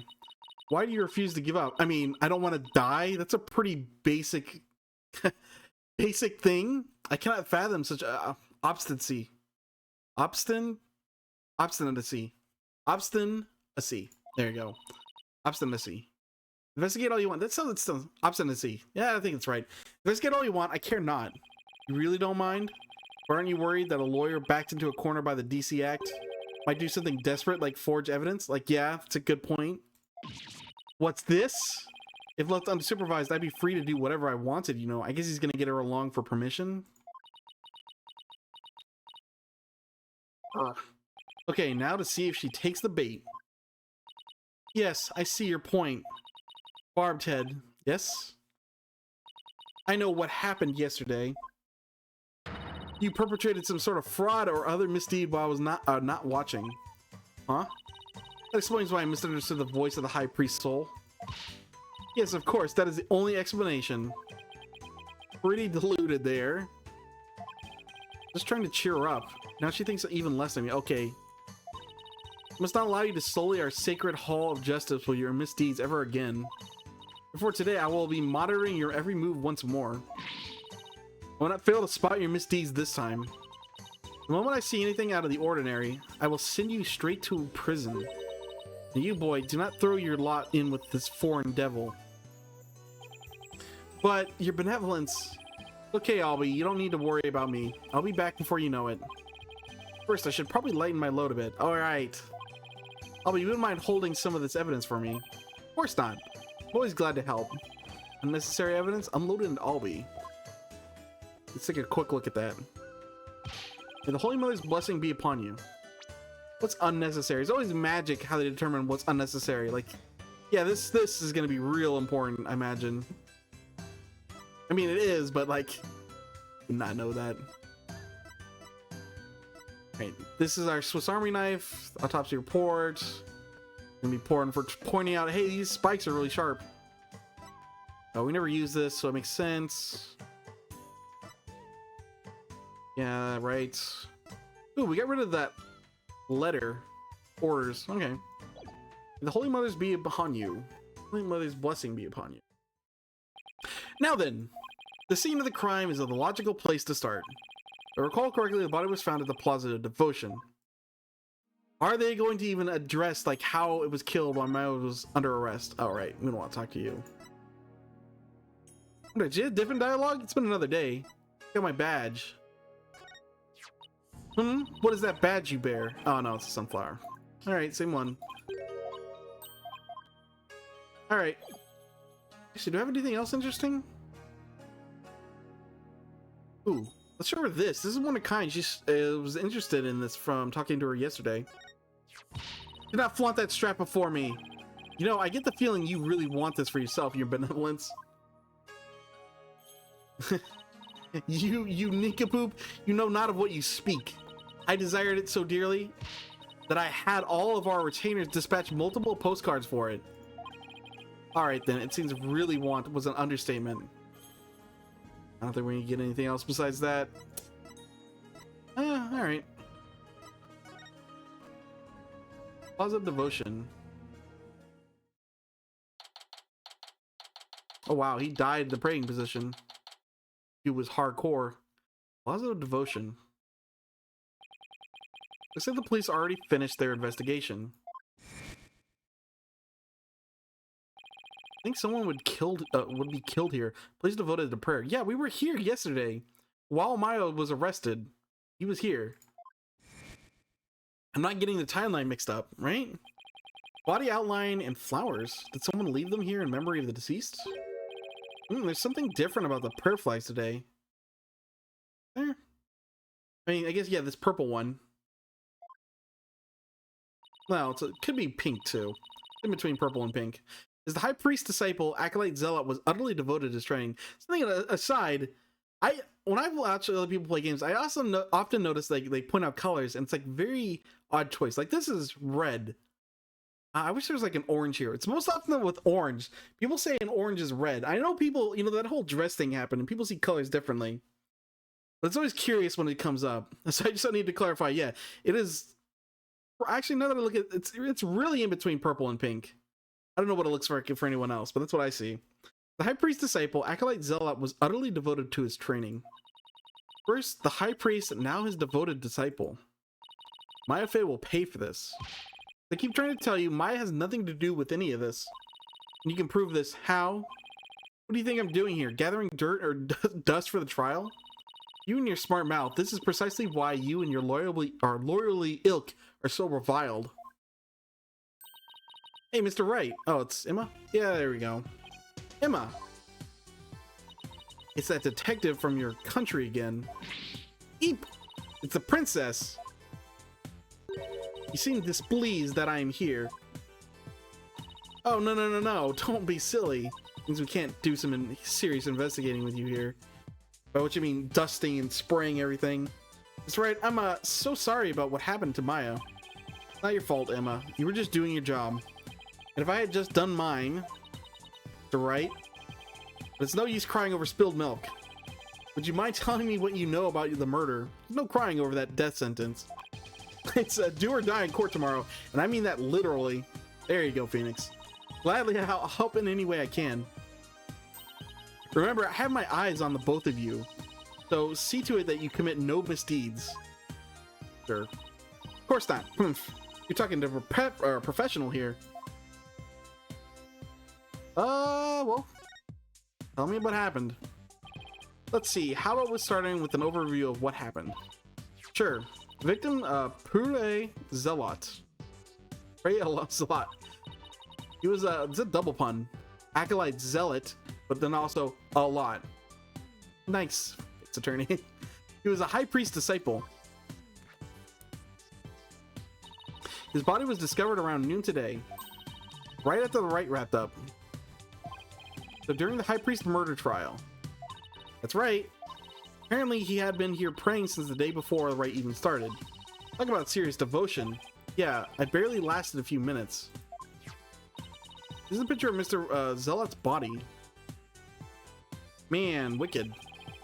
Shaving his upper back looks like it would have been particularly painful. Die instantly? Wow, that's like pretty hardcore. Got a peach tattoo. Aside from that, not much here. Why was the dagger left in?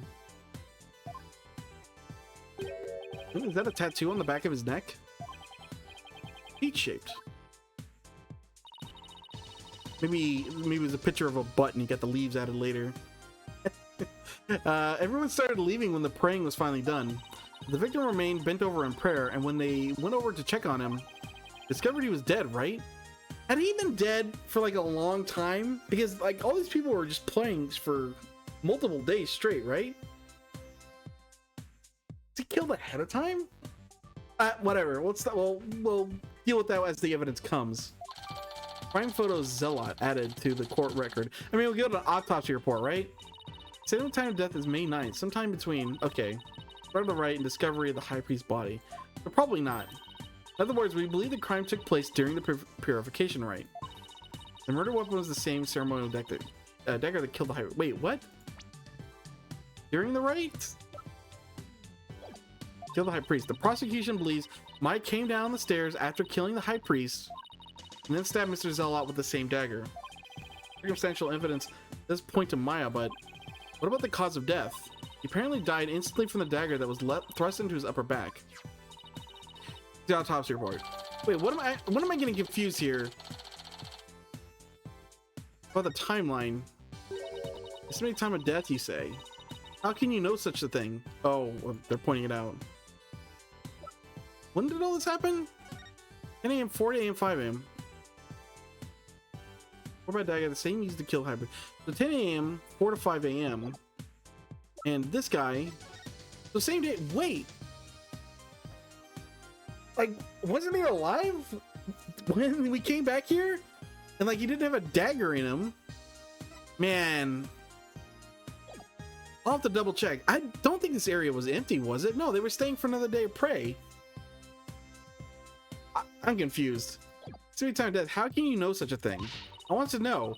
Well, Barbed Head, out with it. Oh, so the princess of the spirit medium kingdom is interested in forensic science. I have no interest in science, forensic, or otherwise. Nevertheless, I will someday be queen. As such, it would be wise to know what silly things that common folk believe in. It's just, there's nothing silly about it. How do you know, even Prosecutor Sadamati holds forensics in high regard. Does he? Perhaps I should not underestimate the power of science. Still, I suppose it is nothing much compared to the divination seance. It really doesn't have an adorable bone in her body. Emma, some people are into that. Into what she's putting out. Emma, I think she's actually interested. Would you mind explaining it to her? I guess I have to now. Okay, there are many ways to estimate the time of death. And obviously, because they're drawing such attention to this, the time of death is going to be important or manipulated along those lines. But the most well-known method uses the change in body temperature. They talked about a cold storm. This guy might have been out there. We'll see. Interesting. Body temperature drops at a steady rate from the moment a person dies. That means we can tell how long someone's been dead by measuring their temperature. I see. So that was quite enlightening. Barbed Head, present your forehead now. What? Why? You feel just a little over 95 degrees. Seems you are not dead yet. Congrats. Of course not. It was but a jest. After all, you're still a dead lawyer walking. I fail to see the humor in any of this. Were there any witnesses? So many people here at the plaza, you'd think somebody would have seen something. You'd think so, wouldn't you? But we haven't found a single witness. Is that even possible? Because everyone was bent over, utterly devoted to prayer, naturally. Oh right, back-shattering pose that nearly got me killed. It's Phoenix. Not that bad. I don't know what you're talking. Man, Phoenix, is your back like a spring? Or your spinal cord a spring shape or something? It's not that bad. Still, you think someone who would notice something, you would have heard something. I thought so too, but with the monk's scarf on, with the monk's scarf he had on, no one could see the dagger in his upper back. Okay, so yes, they are claiming that he was stabbed and just was sitting there for multiple days with a dagger in his back and no one noticed and see or hear anything. Can't believe this. What you choose to believe is your choice, but the fact remains there was no witnesses. However, there's one piece of irrefutable evidence: the dagger. The invincibility's wearing off. Yeah, kind of. I mean, he's still gonna pull through to it in the end, so it doesn't matter. However, there's one piece of irrefutable evidence: the dagger. Also, welcome to the stream, Toby. Deadly, yes. Harg. Okay, so I'm like, I'm just really confused because I feel like they would have pointed out, wait, he was murdered when we were here all day. They would say something like that if I'm going crazy. I'm like, almost want to pull up my stream and say we were investigating this area and it was just here. And they are actually claiming Maya killed him after he killed the high priest and just no one noticed for like 2 days straight. Like the dude was rotting before they actually figured it out. That's so crazy to me.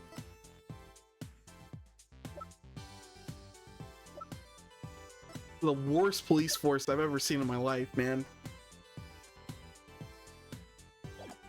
All right, the murder weapon. Can you tell me about the murder weapon? The killer used the Warbad dagger, the legendary weapon of Lady Kira. It was discovered impaled in the victim's upper back. The accused fingerprints were found on the dagger, were they not? Yes, they were. Warbad dagger added to the court record. Can I look at it in more depth? With such irrefutable evidence, there is no questioning the accused guilt. I think it was a case 5 of Ace Attorney 1 that you could like look at any evidence in 3D, pretty much. I think almost any evidence, even if you didn't need to. Like, they never brought that back, I think. Or maybe it was Apollo Justice, one of the two. You could look at a lot of evidence in 3D and it didn't really matter. Maybe I'm misremembering. Well, obviously we're gonna have to inspect this a bit more. Such irrefutable evidence, there's no questioning the accused guilt. Not so fast. What about motive? Maya had no reason to kill Acolyte Zealot, unless we're just going to assume he was a rebel too. What did the police think about this matter? Motive. The Great Ace Attorney. Oh, maybe I'm thinking of that too. I don't remember a lot of details about it. I mean, I remember a fair amount, just not a lot of the little details. Kind of hard to forget Sherlock in that game. And I remember the guy's name, the prosecutor. I blanked on it for a while. It was Lord Zykes. I did really like his character, even though in ways he's the most ridiculous prosecutor out of them all. I loved his wine gimmick. Of all the gimmicks, that's probably my favorite. Motive. Maya had no reason to kill Acolyte Zealot. So you say, but let us now hear what the police think about the matter. Police believe Maya is the Lady Kira figure who's been battling the rebels. And since Mr. Zealot was the disciple of the High Priest who turned out to be a rebel, he too was likely a rebel and therefore met the same untimely demise as his teacher. Yes, that's how the police currently view this crime. There's no way Maya is that Lady Kira vigilante. Yeah, we're not getting hard dates on any of this. Just around 2 years ago. It's basically the same thing. Agree on a personal level, but the police are just going to go going with what today's trial concluded. Yuck. I really blew it in court today. All right. Let's look around. Start with the obvious, I guess. What's this? Profile is much newer than the rest. Your benevolence? What does it say here? Boom, boom, boom. The dearest wishes of our subjects are written upon these prayer flags.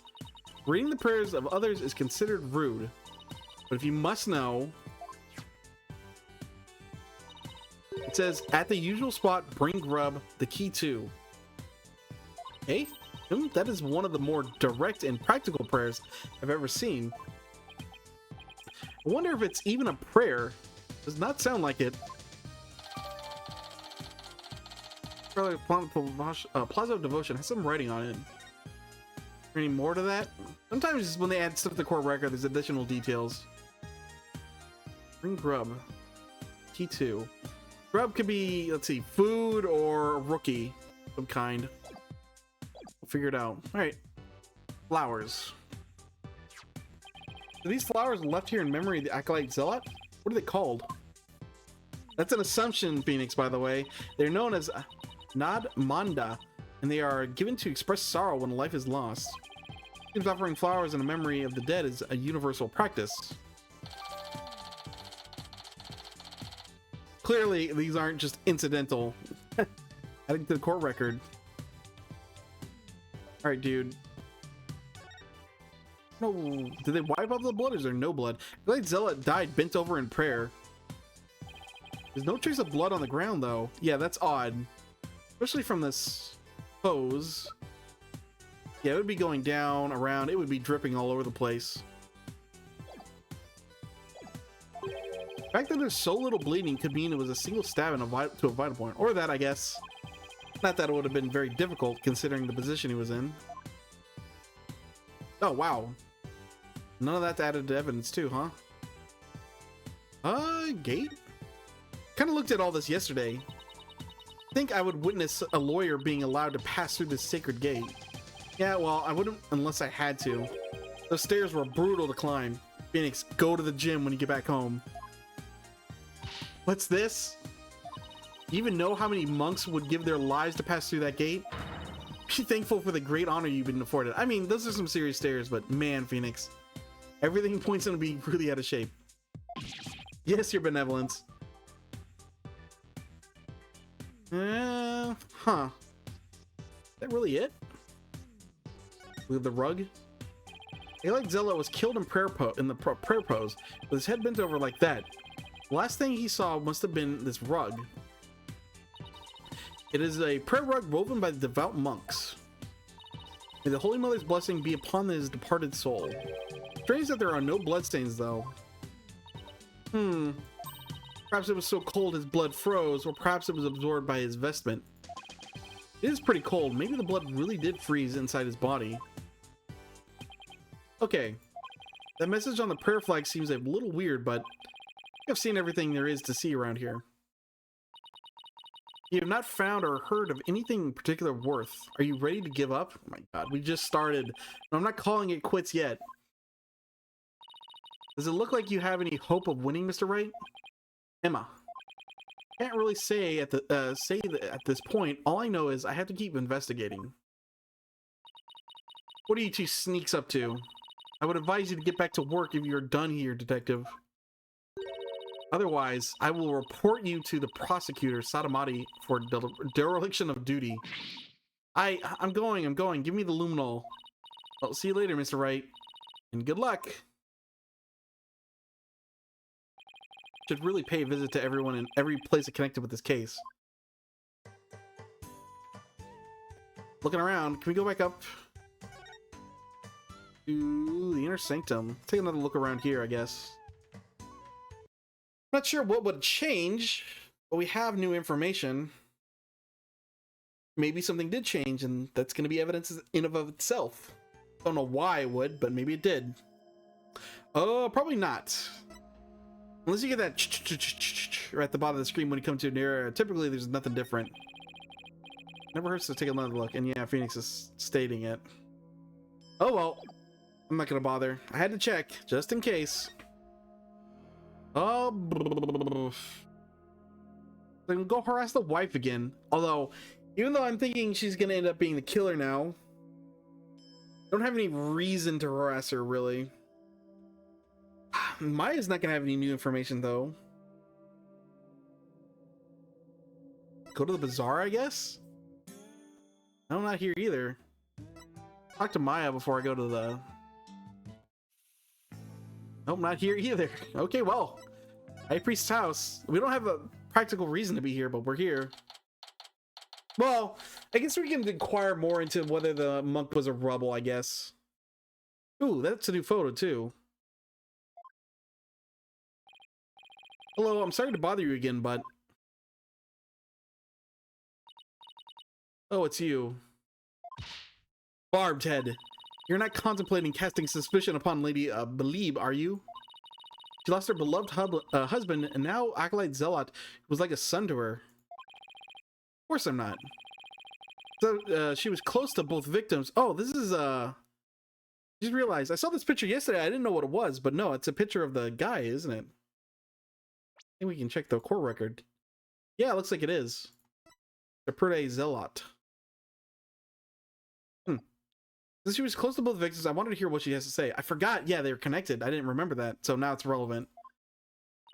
Very well. And then there's the fact that Lady Kira didn't attack Mrs. Inme. That probably means she isn't a rebel. Is this about poor Purde? Well, I'm sorry, but I don't think I can talk about that right now. Oh, this again. But what about Maya? She's innocent.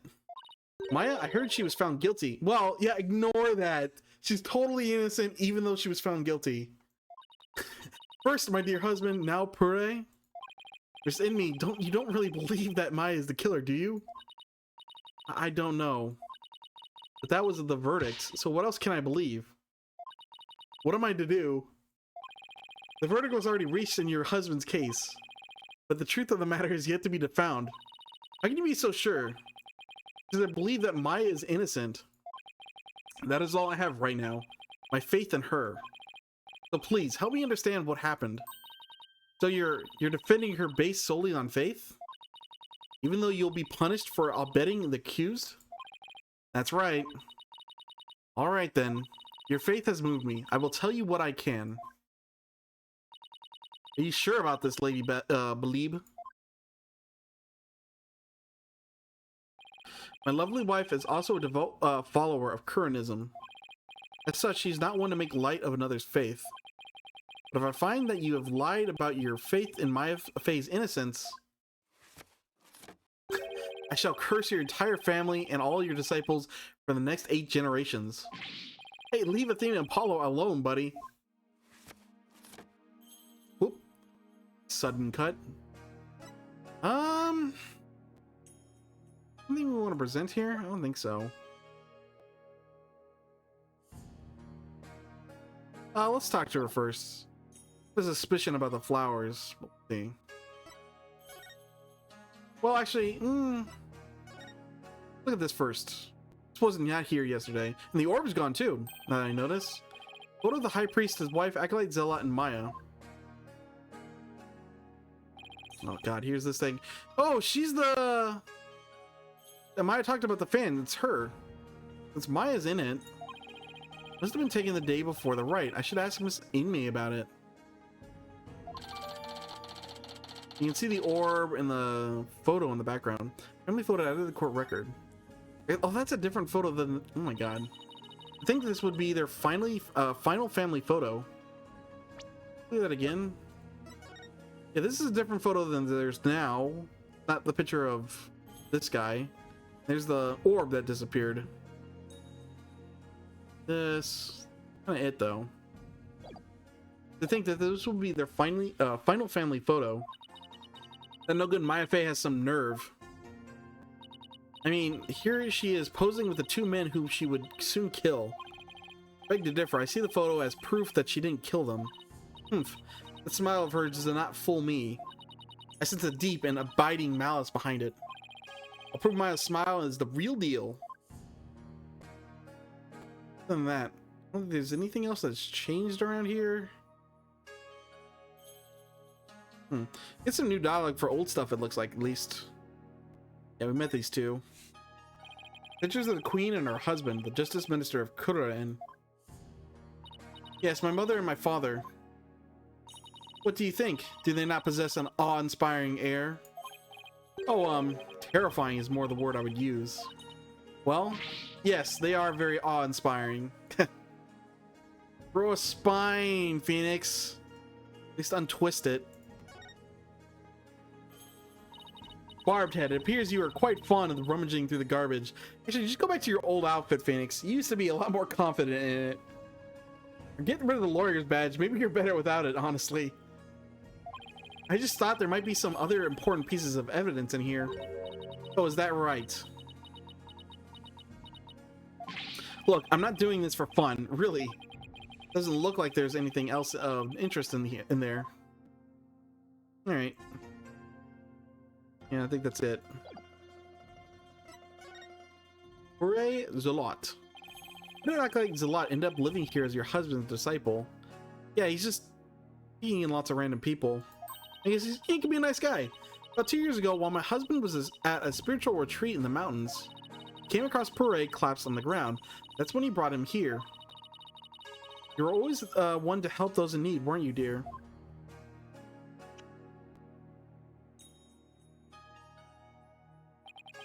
And he'd been living here ever since? About 2 years ago, that's around the same time Mayan arrived in Kurain. Yes, he was born in a poor village and had nowhere to call home.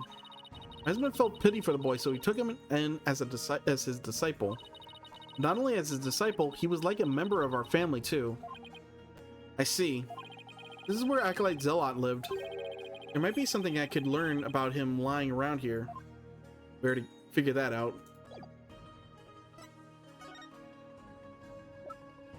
Oop. Oh yeah, present. Can I ask you about this photo?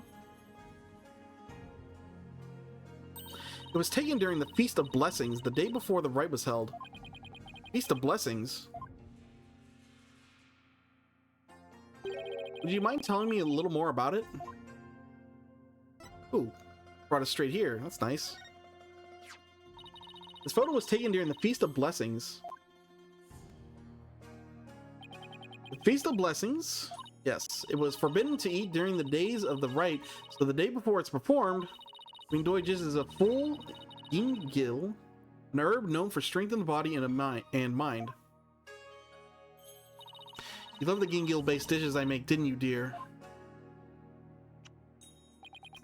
Gingil, I heard you can go 3 days without sleeping after eating some. Wow. Powerful stuff. Yes, but many foreigners don't care for it because of its strong smell. Reminds me of mung beans or something along those lines. There's another, I think it is mung beans, thinking of, but I know there's another, like, bean thing that's supposed to be really good for you, but smells like death. I think it's mung beans because of that Office episode. I think it was Creed growing him in his desk. Might be a different name though. But our customs say that these dishes can only be eaten a day before the purification rite. Or it might be a heavily pickled herb too. And only between noon and 3 p.m. Oh, it's pretty specific. And because the smell is too strong? Very good guess indeed. It's to ensure the smell is gone by the time Lady Kira is welcomed the next day. Was it really that strong? Come to think of it, the evening before the murder, an overwhelming odor was all over town, like a cross between garlic and mint. After the Feast of Blessings, Purday went over to the plaza to begin his supplication. I never thought that would be the last time I would see him. What was Maya doing at the time? Shortly after Purday left, she went to the temple to prepare for the rite. I don't know what she did after that. Alright, well, there we go. Acolyte Zealot went out to pray the afternoon before the rite. According to the newspaper, he was frozen over. The day before the rite, the plaza was so cold the whole place had iced over. So it's implying that the time of death is wrong. He might have been dead long before that. But would the ice prove that? I feel like if nothing else, the ice... I don't know how the ice would affect that. I know it would affect the time of death. You could change it. It probably delays it. So he's probably dead before then.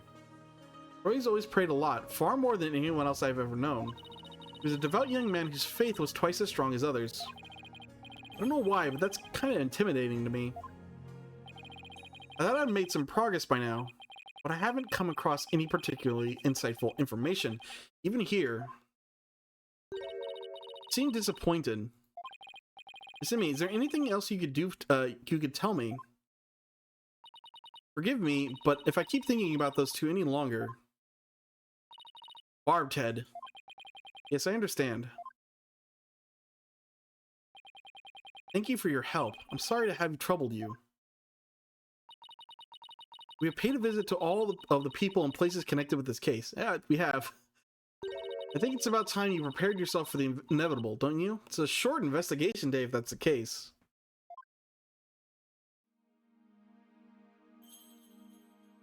Yeah, there's nothing else. Detention center? Yeah, here we go. The 11th Detention Center. Maya sure looks tired. I'm so sorry, Maya. Failed to defend you during that trial earlier today. Sorry too, Nick. I never meant to get caught up in this whole mess. Even worse, I got you caught up in it too. You were convicted under that stupid law. Nick, you should really withdraw from this case. It's kind of weird I'm not behind bars with you, but oh, whatever. Maybe they'll even commute your sentence if you do. I can never abandon you like that. You might not believe me, but I'm going to pull off a win somehow. Not like I don't believe in you. It's just... Don't worry, maybe this extra day in court is a blessing from the Holy Mother. Let's use it to our advantage. We'll turn this trial inside out, upside down, you'll see. Okay.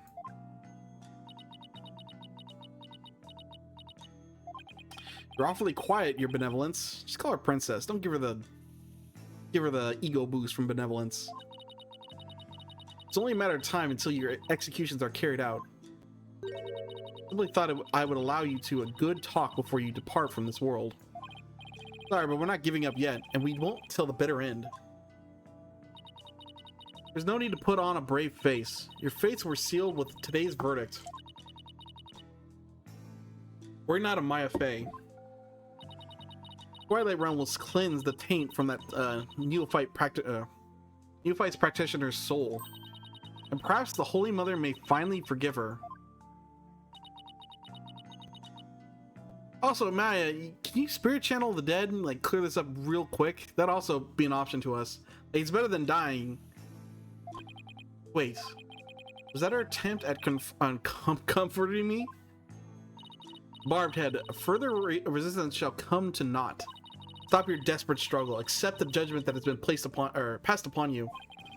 He obviously doesn't know me very well. Then perhaps your sentence will be commuted. And hold it right there, your benevolence. Why do you always have to be like that? Maya, what is the matter? Is simply showing some mercy upon your souls. Nick here is risking his life to defend me. And that is why I told you it will come to not... No, it won't. Nick is just doing what lawyers are supposed to do. He's defending his clients no matter what. Enough. There's no place for lawyers in this Hall of Justice. For we have the divine seance that I've proven wrong twice in a row. But your insights were wrong. There you go. Ugh. Oh boy, that's gotta hurt. Don't you get it? Errors are bound to happen if your insights are accepted without question. So I ask you, Royal Priestess, what is your true duty? Do the victim's souls of the Holy Mother herself wish you to judge people in error? Boom. That's gonna play that stab sound effect. You dare bring your Holiness's name into this? You know nothing, you phony baloney. Please, you two, enough already. Sorry, Nick, I got a little carried away. I mean, let it out. Doesn't matter now. It's not really like me, huh? No, I should be thanking you, Maya. It's good to have you in my corner. How dare you mock me so? You will not get away with this. I was a fool to show you compassion, and to think I could convince you to accept your fate. So struggle all you want in the Hall of Justice tomorrow. You will receive your just deserts as the scorn of our kingdom is heaped upon you. See straight through that contorted smile on your face, you know. She may say these terrible things. It's just the way she was raised, I guess. Yeah, still too young to be fully blamed for her actions, I guess. So lots of murder. Did you try to remember what happened one more time? I've been trying as hard as I can, but I can't remember anything from the middle of the right onward. Oh right, you suddenly felt sleepy and everything after that's a blank. And so I didn't kill anyone, and I'm not the one going around dressed like Lady Kira. Although it's kind of cool to think there's a mysterious female vigilante out there. Right. In praise a lot. Were you close to Acolyte Zalot? We met several times during meetings about the rite, but I didn't know him very well. He seemed to be pretty quiet. Excuse me. Didn't you eat together the day before the rite? Yeah, we ate this one super stinky dish, but it was actually really good. I wasn't sure I'd like it, but it was love at first bite. Like, you know, the salty noodles at Eldon's Noodles. Hey, they're actually referencing noodles. I wonder. I forget how they handled that exactly. I guess they said they were regulars at the place, but they just forgot that they were referencing burgers so much in the first games. Like you added garlic and herbs to that and let it simmer for a really long time. It was more like a hot pot than ramen to me at that point. I know I miss ramen too. So what was Acolyte Zealots like when you were eating? He seemed to be enjoying the food. As soon as we were done, he left to go pray. What did you do? Oh, I returned to the temple to prepare for the rite. It coincides with Mrs. Inmi's description of the events. Lady Kira's identity. Any idea who might be pretending to be Lady Kira? When the rite started, it was just me and Abbot Inmi. And then the seance vision showed a third figure who looked like Lady Kira. I know, sigh. Lady Kira. Wish I could have seen her in the flesh. Yeah, let's stay focused on the case, shall we? It was supposed to have been impossible for a third party to enter the inner sanctum. Ah, but what if she came from the sky? You know, that bushy beard paratrooper. That mountain would have been no match for Lady Kira's wings. That's from the Plume Punisher TV show, right? How'd you know? Because the real Lady Kira doesn't have wings. Oh, I've got it this time. There must be a secret room with a secret door at the inner sanctum. Did you know there are 88 secret Plume Punisher bases here in Kurlan? Can we please stop talking about the Plume Punisher show for a second, Maya? Even though it's going to be very important based on all this evidence we have of it. I guess so. Sigh. To me, it real is much harder than it looks. Well, I should get going now. Sorry it wasn't any help. Don't worry, I've got this. We'll beat the charges tomorrow, and I'll be on a first plane back home before you know it. Then we'll go grab dinner in Eldune's or your favorite burger joint. Okay, there you go. Connecting the two. You pick. Sounds good. I think I'll get the extra large hamburg steak topping on my salty bowl. Best of both the worlds. You can have whatever you like, but first I have to beat the charges. I almost forgot. Heck, what is it? I have a favor to ask. Yeah, okay, what is it? But why are we whispering? Brad, I left something at the High Priest's house. Oh, it's super important. Okay, here we go. Would you mind getting and holding on to it for me? There you go. Sure, so what's this super important thing? My bag, you'll find a folding book. It's only given to the priestess who performs the rite. It's called the Tome of Secrets. Ooh. Gonna take a peek. How does that, that does sound important. How could you leave something like that just lying around? Because she was arrested, Phoenix. That explains all the whispering. If Rafa found out, all heck would break loose too. Look, it's got Lady Kira's real name written in it, so what? Oops. Don't tell anyone I told you that. In fact, just forget I said anything at all. It's supposed to be a secret. Tome of Secrets contains secrets? Imagine that. What are you two whispering about? Oh, nothing. It's just she forgot something, so I told her I'd get it. You're up to something. I just know it. Thanks, Nix. I'm counting on you. Maybe we can sneak into High Priestess's house, or High Priest's house, get a peek at his wife doing something she's not supposed to. May 11th. High Priest's house. Hello? Anybody home? No answer. Mrs. Emmy's probably out right now. Well, I'll just get what I came for. I'm watching you like a warbot barbed head. You better not steal anything. I would never do something like that. Just here to get what Maya asked for. Get on with it. I would if you stopped interrupting me. I like looked over by the pictures. Oh, I guess it's just the picture again, but I can't like click on where the orb was. Just a picture. That family photo they took. Mrs. Amy said it was taken the day before the rite. I don't suppose any of them could have possibly imagined what was to come. Yeah, I can't. Phoenix doesn't notice it, but we notice it, viewer. It's gonna have to be good enough. Ah, here's Maya's bag. What is that strange patch on her bag? It's the Steel Samurai. He's the hero of an action hero show back in my country. God. It's actually Maya's favorite show. She's got all sorts of merchandise related to it. I see. He looks strikingly similar to the Plum Punisher. They are similar, but the Steel Samurai definitely came first. I see. How interesting. Rifa seems genuinely intrigued. Must be a common thread between Plume Punisher and Steel Samurai fans. Can't believe this is going to come up in court somehow. Come to think of it, didn't Maya mention something about a trading with a Plume Punisher fan? Yep. I already know who that is, but I digress. Better find what she asked me to look for and get going. Let's see here. Not gonna be there. Only one person that... Oh, no, there it is. Never mind.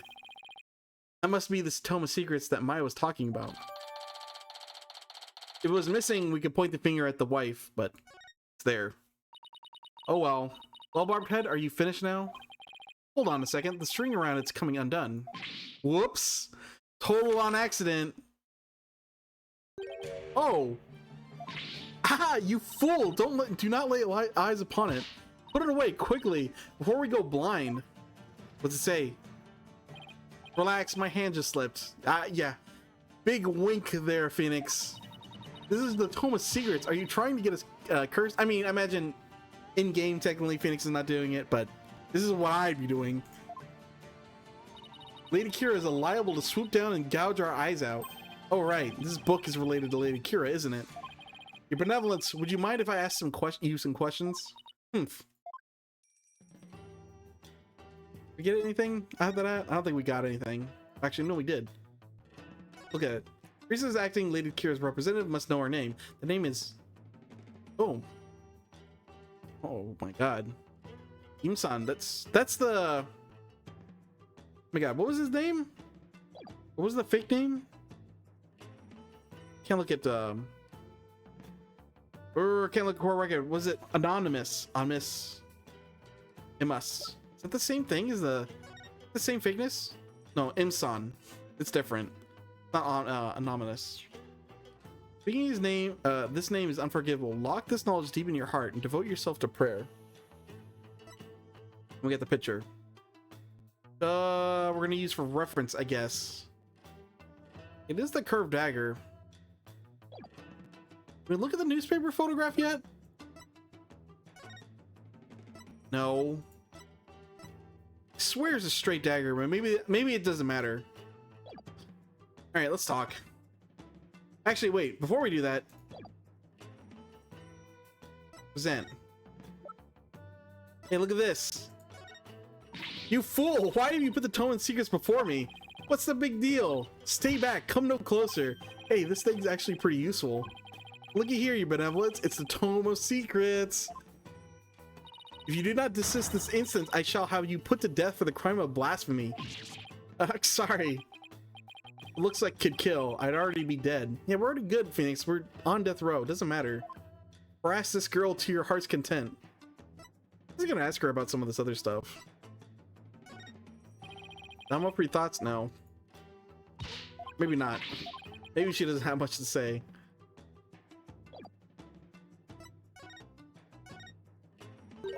This is not something I would normally speak about to an outsider such as you. Well, can't you make an exception? If you insist. Nena. Alright, you're shadowing us the entire time. What is this folding book? Yes, I see. This very important tome is bestowed upon the priestess in the purification rite. Nope, very important. What's written inside? We totally didn't look already. Yes, I see. Really? Is that all right to reveal that? Is it all right to reveal that? Your benevolence? Patience. The book contains Lady Kira's true name. Her true name? Is the name really that important of a secret? To a Kurnis priestess, a person's name is one of the most important things to know. Lady Kira's real name? What's so important about a name? Without a name, a priestess's voice will fail to reach a person's mitama. It is much like trying to send a letter without the recipient's address. Spirit can only be identified once you know the deceased's face and name. Oh, I get it. Like when you see someone in a crowd you recognize, but you don't know their name. Makes it impossible to get their attention. I don't know, just grab them or something? It's a little rude, but Whatever. Indeed, you must know a spirit's face and true name before you can commune with it. It is the same for Kurnus' most secret art, one that my mother alone may use. Queen is a secret art. Oh, she's going to talk about channeling the dead, which we already have someone that can do that. It is something a foreigner such as you could never hope to guess. In Kurnism, spirit channeling is a secret art that can only be performed by the queen. No one else is supposed to be able to do it, even though apparently lots of spirit mediums come here. Just all keep it secret, I guess. She pretend this is all new to me. Besides, I get the feeling she secretly wants to tell me all about it. Could you tell me about the secret art of the queen you spoke of? Come again. Oh, sorry, maybe we shouldn't talk about this. It is a secret after all, right? It is the secret art of spirit channeling. But I suppose those words are meaningless to you.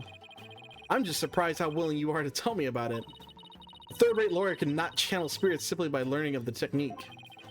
Third-rate is a bit harsh. I'd even settle for second. What is it? You have the look of a tentacled hag frog upon your face. What the heck is a tentacled hag frog? Spirit channeling? That's where a medium lets a spirit possess her body to return to our world, right? Well now, I see you have done your homework. Oh, I guess I studied a bit. You're bad at this, Phoenix. With the power of spirit channeling, one can bring back even the most ancient of spirits. It's quite a magnificent power, is it not? Never seen her eyes light up like this before. I imagine they're pretty shocked when they come back from the ancient times. Indeed, spirit's memory is cut off at the moment of death. Even a spirit that is brought back after centuries doesn't sense any gap in time. Interesting. Ooh, it's probably going to be relevant, if not for this case, for later down the line. In the moment of its death, in the moment it is channeled. Oh god. Maybe we're not going to uncover the vigilante's identity. Like, it's literally, so... Like, so it means how, like, the Lady Kira we're gonna meet is going to be the same Lady Kira, probably later on. We have to channel a spirit at some point during this whole game, right? It's called the Spirit of Justice. It's gonna be relevant. I just... maybe it'll be relevant in this case. Maybe it'll be relevant later on. Yes, and yet it clearly recalls all the memories it had in life. Thus, even heroes and scholars of antiquity can be channeled and directly learned from.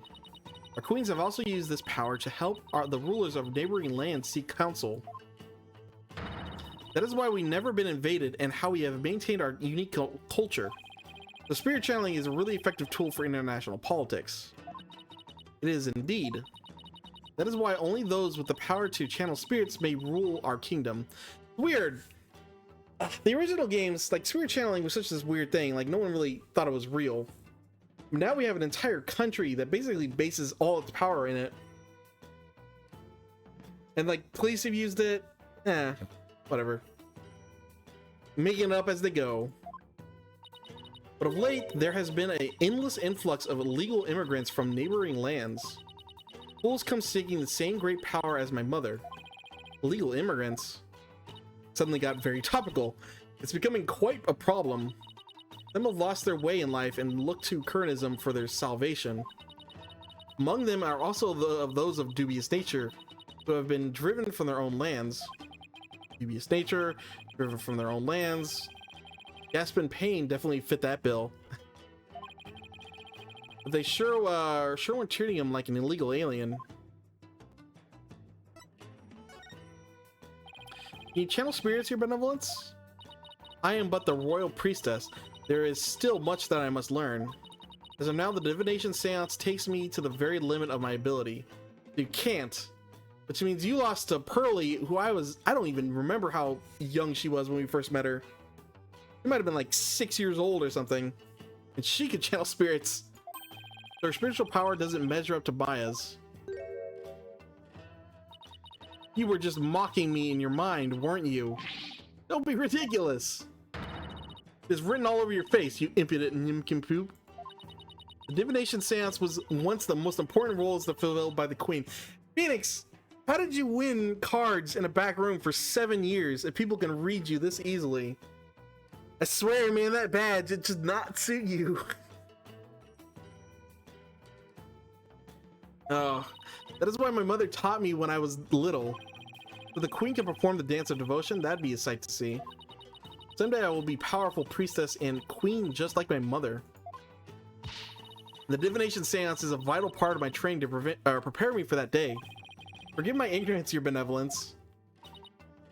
You shall see. It will not be long before I too master the secret art of spirit channeling. I'll be a magnificent queen who unites her people for the greater good of Kurain. Now I see. Pearl was 8? Yeah, it was something around there. It's weird. I think Albi's around the age, but he looks a lot older than Pearly did. He was very young.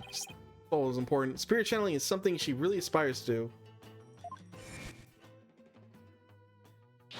I'm going to ace that test and become the next master. After all, I can't let my clan and the other villagers down. Looks like she actually has something in common with Maya. Are you quite through now? Yeah, we've just been in this house chatting without the owner around.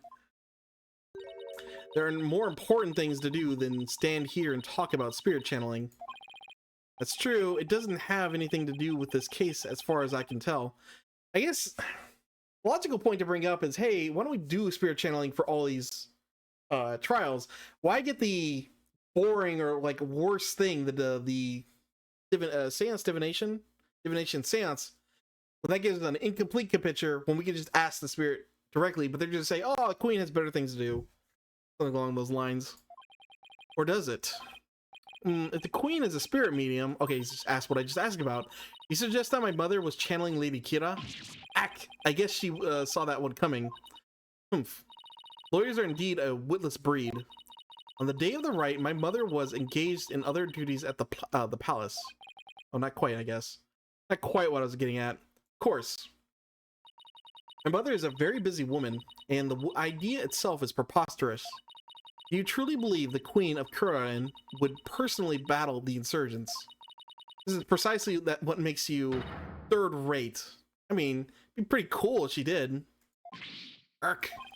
Another dead end. This is bad. Anyway, I need to continue looking for leads, so... Over there, after him. Don't let him escape. Oh, it's the dude. What is all that racket? It's the escapee. Probably gonna go to the bazaar, I guess. What? That escaped prisoner has surfaced here in town? Escaped prisoner? How can you forget, Phoenix? You mean that guy with the bushy beard? There's no reason to panic. The police are on his trail. No longer a suspect. But he might know something considering he was at the scene of the crime. Let's go take a look. Wait! I figured. May 11th. Thurin Bazaar. Puff, puff. How am I aching back? I forgot how badly I injured it. Ow, ow, ow. I need to do some stretching exercise more when I get back on. There you go, Phoenix. Ah, Mr. Wright. Hey, kid. Puff. Hey, Albie. That's our ball. Right, have you seen him? Oh, ow, ow, ow. You alright, sir? 1 second. Please, Phoenix, you're acting like you're 80 years old, man. Have you seen that escaped prisoner around here? Oh, so that's why all those police came rushing over here. I heard them saying something about an escaped prisoner disappearing in this area. Disappeared in this area? Well, he went down the manhole. Oh, hey! Remember how I pointed out it was weird? We could look at the manhole specifically, but not a lot of other details? Well, now we know why. Couldn't have taken the air again, could he? Taken to the air again. Barb, I told you to wait. It's too dangerous for you around here. I have the high ground. No, your benevolence. Mr. Arbol could be lurking nearby. What sort of princess would I be? If all it took was an escaped prisoner to frighten me. She's fearless, I'll give her that. She might be stupid. I guess those are interchangeable. I can't be responsible if something happens to you. I mean, we're already on death row, so what's it matter? As long as I'm here, though, might as well search the area myself. If I were an escaped prisoner, where would I hide? What you been up to, Albie? Oh. Bird, did you see him? A lot of the same stuff. Anything changed? Nope. Just gonna get on to business then. That manhole cover. It's open. Let him speak for himself. Whoa. What is it, Shadow? Did he sniff out someone or something in the manhole? I wonder. Did Shadow's track Mr. Arble if he had something with the rebel scent on it? I don't know. I feel like I've got something with Mr. Arble's scent on it. Something he might have touched. Well, scent. What exactly are you talking about? Maybe this. The letter? No. This probably. No, that. No, that. No. We don't have that letter anymore. This is Lady Kira. We're not connecting the dots there. It's gotta be this, right?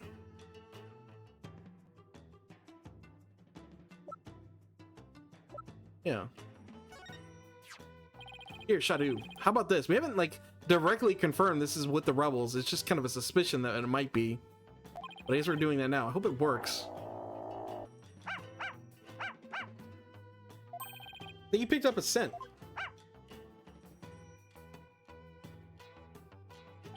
Mind if I borrow Shadow for a bit? By all means. I had no idea you could do this. Yeah. Go get him, boy. No missile, but I guess we'll work with it. Although I don't think missile actually did anything good in his game. He was just, well, no, wait. Because he was in case 5, but he didn't do it. No, he's in case 4, and he didn't do anything. I don't think he ever came back in another game. Did he? He did not. I forget. Your benevolence, I'm heading down to the manhole now. It could be dangerous, so please wait here. Wait. Don't worry, I won't commit any of those misdeeds that you're so worried about. This is not what I fear. Maybe a vicious insurgent lurking down there. That's a better point. Oh, are you worried about me? No, I was simply wondering why you would go to such lengths in your investigation. We've already talked about this. After all, if you would simply withdraw from this case, they might commute your sentence. Doing this to prove my innocent. How can you be so sure of the accused innocence? She's already been found guilty. Don't worry, maybe this extra day in court is a blessing from her Holy Mother. Let us use it to our advantage. We'll turn this trial inside and out, outside down. You'll see. Okay. Investigations 2. I haven't played Investigations 2. That's the other game I haven't played. I don't consider it a mainline game, but I'll get to that one too. I guess it's a little misleading that I have that on there. Kind of considered a spin-off, but now we know. What the heck was that? A weird message on my computer. I think it's okay. Believe in her, even if she says she's innocent. If she says she's innocent, that means she's innocent. Lawyers must trust in their clients to the bitter end. That's just what we do. You lame brain, do what you will. Where did she learn these messages, huh? Well, I'm going in. Let's go, Shadow. Be careful.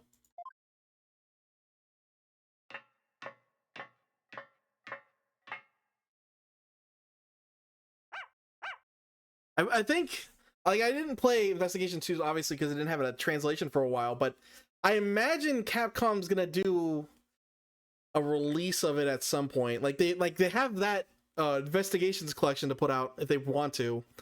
I hope they get to the next game though. I'm tired of them putting it off.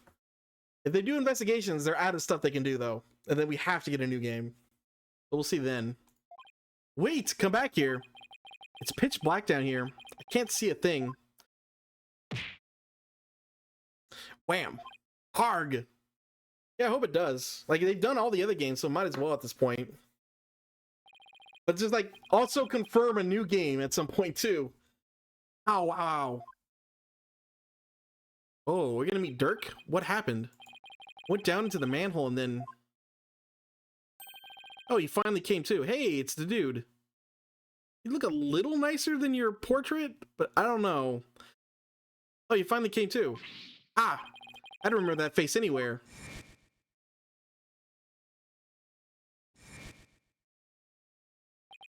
And that dragon symbol on his armband, that's the mark of the rebels. Yeah, so kind of they could do the crossover with Layton, the duology. This makes it, yeah, I guess it's weird to throw it in with the investigations though. And it's like, it'd probably make more sense for a Layton collection than anything else, which I would like to see. Like to get those games on Steam. Actually, are they on Steam? I haven't checked.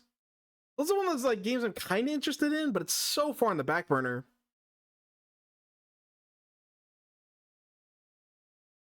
I hear the Layton games is what gave inspiration to the jury and like multiple witnesses in the Great Ace Attorney games. I'm kind of interested to see where that originated. I thought it was mobile. It was, it was like DS for a while. Then it probably switched off to like Switch, I imagine. It's probably on PlayStation. I don't know. I haven't looked too much into it. I was kind of interested in those games, but they're just so far on the back burner. I have such a big backlog already. I haven't thought about them much. But they were DS games for a while. But that dragon symbol on his armband, that's the mark of the rebels. Yeah, so like I was saying, I don't know what to think of the rebels yet. Because obviously this country is corrupt in many ways, so I'm not automatically opposed to rebels, but obviously this is pretty intimidating the way they frame this. I was no longer available. He said it was permanently gone. That would suck. I mean, there has to be physical copies of it. So we'll get. I guess we're gonna get to see now if the rebels are actually any good or bad. There can be no mistake. It's him. That's our ball. Scary, spooky, scary spider. Hey, yikes. He did have that knife in the courtroom. Sorry, I got a little rough with you back there. Thought you were the cops. Why are you making that face? Hey, want an apple? I think I'm good. Phew, I thought he was going to kill me. I'll pass on the apple, but thanks. I don't mind a good apple, but not right now.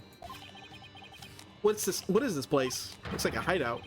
Office of my brother-in-arms, Dirk. Right now, we're just using it as a rebel safe house. Yeah, how can a face like this be evil? Like the most? Wait, back up a sec. What kind of office is this exactly? A law office. What else? Really? Dirk used to be a lawyer? Yep, just like you. Curran's public enemy #1 is an ex-lawyer? Didn't see that coming. But I don't suppose I'll be coming around here anymore. You won't? Are you planning to flee or something? Just, I want to get out of the rebel business. Get out of the rebel business. I'm tired of being hounded by the cops and all that. I came by today to pick up the last of my stuff. Really? I'm gonna sell Dirk's info to the Minister of Justice and slip out of Curran. Whoop, that's quite the 360. Well, depends on Dirk himself, I guess, whether that's bad or not. Wait a second. Let's get Layton jerks. Oh yeah, that's got no. I can pretty much tell. Wouldn't there have to be some like, well, no, there would have to be weird time travel things with it, isn't there? I don't know what year to Layton takes place in, but I thought it's, well, I know that like the get-ups of the protagonist, the Mr. Layton and his assistant, whatever his name is, are like kind of oldish styled. But then how does Phoenix get into those games? There's time travel in the Phoenix Layton crime crossover? Because maybe they line up timeline with Ryunosuke. Like I said, I know nothing about those games, so I can tell you. You're a key person of interest in this case. You can't go running off like that. Relax, will you? I'll tell you whatever you need to know. Oh, and sorry about punching your lights out back there. My bad. So, Mr. Lawyer Man, what do you want to know? Tell me about the murders of the High Priest. High Priest trusted me and his acolyte Pule Zealot. Sure, I'll tell you whatever I can. I don't know if it'll be much help, though. I mean, I'm not a rebel anymore, so dude, that's not how it works. That's not canon, of course. Yeah, because isn't that like the big session with like Steamworks? You know, Mr. Layton's dress like implies like, oh, early 2000s or oh, not 2000s, 1900s, something along those lines. I mean, I'm not a rebel anymore. That's not how it works. I wonder how true that really is. Yeah, look around first. Food. There are bowls and platters of food here. They're still warm, as if this was all recently prepared. You must have pretty big appetite, Mr. Arbol. Har har har har. Guys as big and strong as me got even bigger appetites, you know? You just fled from the police.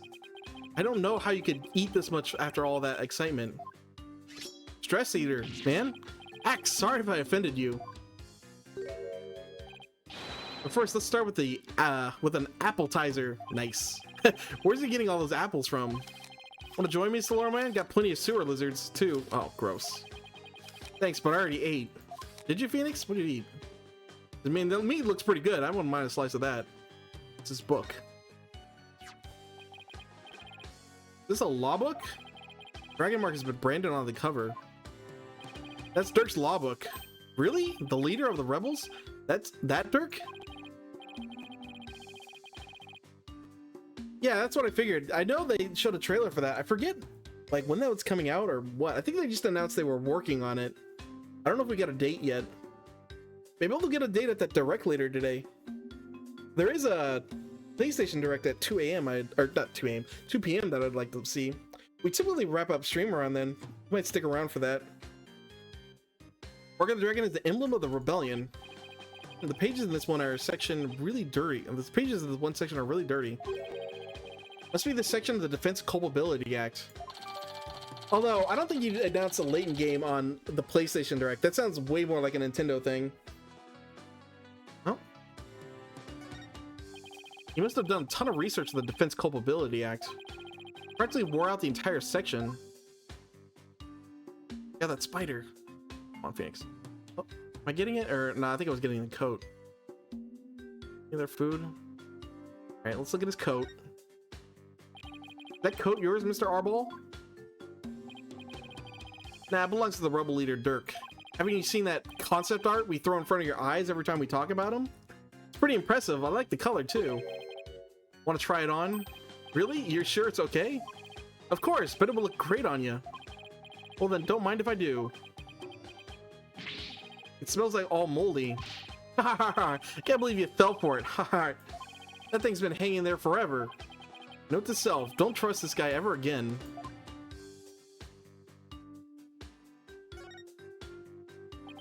What's this thing with the dragon on it? Some kind of sign? Yep, that was his business sign back when he was, this was Dirk's office. Wait, so this actually is his office. How is it connected to the sewers? Like, I get it was a hideout in the sewers, but no. Also, is he hiding out in his old office? How have they not found him if that's the case? That's one Stogie? I don't know. I said it, you weren't here, but I said it like earlier on because Capcom has confirmed they're working on more Phoenix Wright games.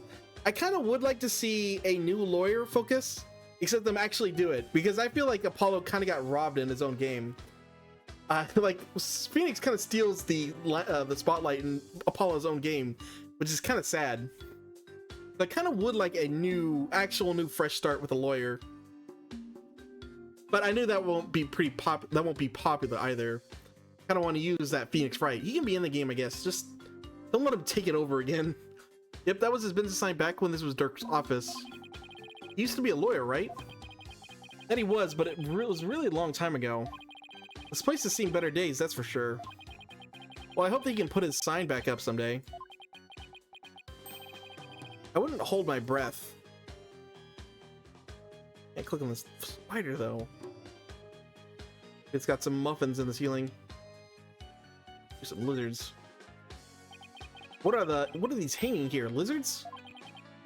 If so, they're pretty big. Those are sewer lizards. We call them that because they live in the sewer. Clever. They grow bigger than your average lizard, which makes them fine eating. Are they baby alligators, maybe? Wait, you eat these? What else would you do with them? Here, try one. I don't think I've ever had lizard. I wouldn't be opposed to it if I knew it was safe, at least. I wouldn't get it from this guy. Yeah, he would be abandoned in that case. Yeah, it's unfortunate. I feel like it's both Apollo and Athena haven't gotten too much time to shine on their own. It's like, you know, at least Dual Destiny is split pretty evenly between them. Yeah, it technically was Athena's game, especially with the last case. Like, it's still, I feel like they didn't get too much time on their own. Kind of what I want to really see. I said it earlier, again, when I was talking about this, but I feel like we almost kind of dead-ended these characters. Like, we wrapped up so much with the first trilogy. New trilogy introduced a lot of stuff, but then it kind of went back to the status quo. And most of the characters' arcs have already been resolved. Like, this game's good. We're getting to wrap up with what Maya's doing, even though we kind of shown that she's on to bigger and better things and matured as a person. I just think a fresh start could have introduced a lot of ideas and maybe give some breathing room. Like, just forcing these guys into another thing. We already know the established characters. We know we like kind of know everything we need to know about them. They don't develop in any interesting ways. It's kind of my worry with just doing more of the same with these guys. But Phoenix Wright, he's marketable, so if you're gonna bring him back, you have to bring Phoenix Wright back, don't you? So yeah, it is what it is. Pass. I'll definitely pass. You're missing out on a fine treat, my man. Somehow I think I'll live without it. Yeah, this little board. This looks like a photo of Dirk and his compatriots. And here's one that looks really old. Despite our rush, ooh, backstory. That's weird. It's been a while since we had this little bug. Yeah, I think it was interesting enough. I kind of wish we spent more time with Gavin before we found out it was evil. He was interesting for the time we had him. But still, that was easily the best case one in any of these games. Apollo Justice. Well, this was taken about 20 years ago. It was so good, it kind of blew its load for the rest of the game on that case. About 20 years. Oh, so yeah. Oh, wow. That's speaking of Apollo, by the way. I forget the details. Was he an orphan? Like, no, he was Memoir's child, abandoned. Not abandoned, like given away or something along those lines. This was taken about 20 years ago. Those are Dirk's sons. He was taken in because, no, he's the child of... Who was the father? Memoir was the mother. Who was the... No, it was the guy. I forget his name. The pink magician. Who dies in Apollo Justice. Right? Or am I misremembering that? It's Apollo and Trucy's father and mother. I mean, how did he get here? They're Dirk's sons. You don't know the father yet? Okay. Wait, wasn't Trucy, No, was Trucy, that guy's, what was his name? I'm blanking on it. It wasn't that guy from Apollo Justice who dies in the first case? I thought it was. It's been a long time, man.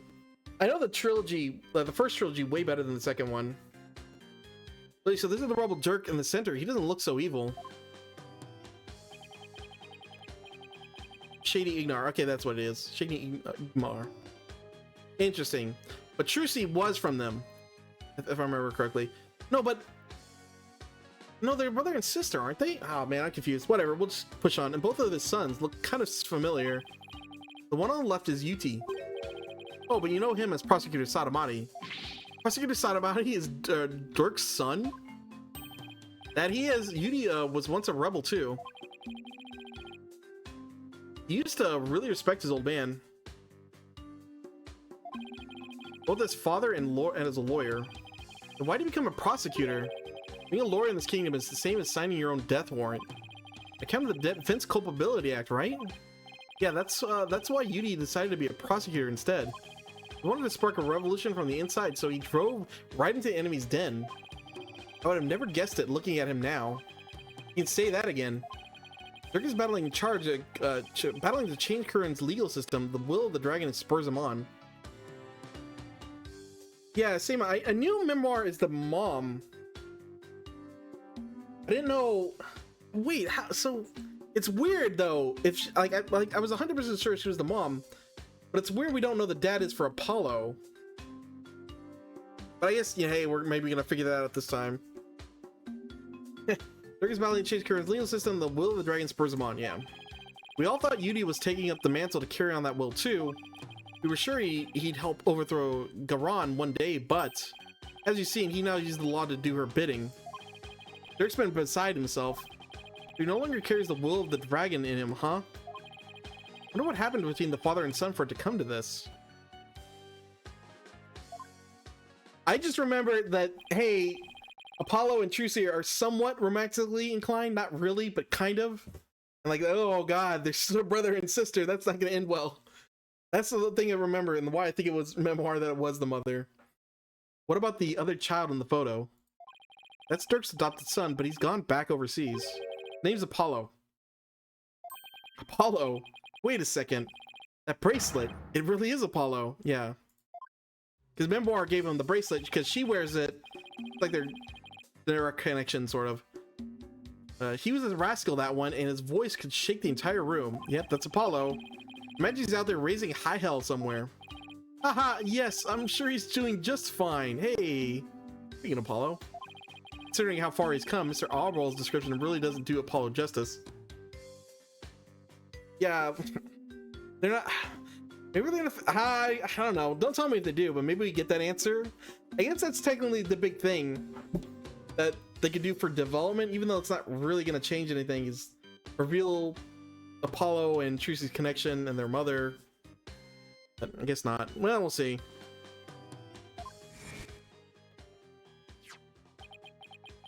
I did not go into this game thinking Apollo was going to be focused like this. Apollo, I've been watching you grow over these past 2 years. I mean, it's the Apollo Justice trilogy, but he was really a minor role in Dual Destinies. That's why I want you. I know you're ready. Why I know you can leave Trucy in the office to you. I believe in you, Apollo. Thank you. I'll be fine. Everything will be fine. He's a responsible young man now. He never lost that loud voice, though. Wow, I'm finding lots of important facts here in the background. I was not expecting that. Thought we were gonna get the big stuff when we talk to him. Incense and white flowers. Flowers are still fresh. They must have been put here maybe today or yesterday. And they're the same look by the body. So, did you put these, here, Mr. Arbol? Something wrong with the flowers? Or wrong with the flowers? Or wrong with flowers? Excuse me. Oh no. It's just a traditional thing here in Kurland. Pay no mind. Knife throwing. There's a knife driven deep into a photo of the queen. I guess the rebels really hate her. Better remember to stay on their good side. Alright, and I think that's it. Oh, no, got escape passage. There's a ladder leading underground. Must have brought me in through here. There's no reason for me to leave yet. Let's see what else Mr. Arbol has to say. Oh, fridge. You guys get electricity? Yeah, but the power goes out occasionally. That's pretty inconvenient. You're telling me, sometimes it goes out for an entire day. What about the stuff in the refrigerator? What? Why don't you see for yourself?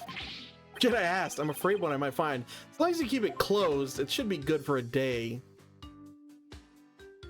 I guess it depends on how bad the refrigerator is, though. Alright, I think that's it. We can finally start talking to this guy. High Priest murder. Tell me everything you know about the High Priest murder. Well, as you know, I don't remember much about that. I banged my head on the rock as soon as I parachuted into the inner sanctum. So that was true. You did forget who you were. So when I told you I had nothing to do with his murder, I meant it. Okay, then where were you when you came to after banging your head? By the time I came to it, it was already dawn. Must have been out cold the whole time. You didn't see the crime happen at all? You got that right. Why did you say you did when you testified?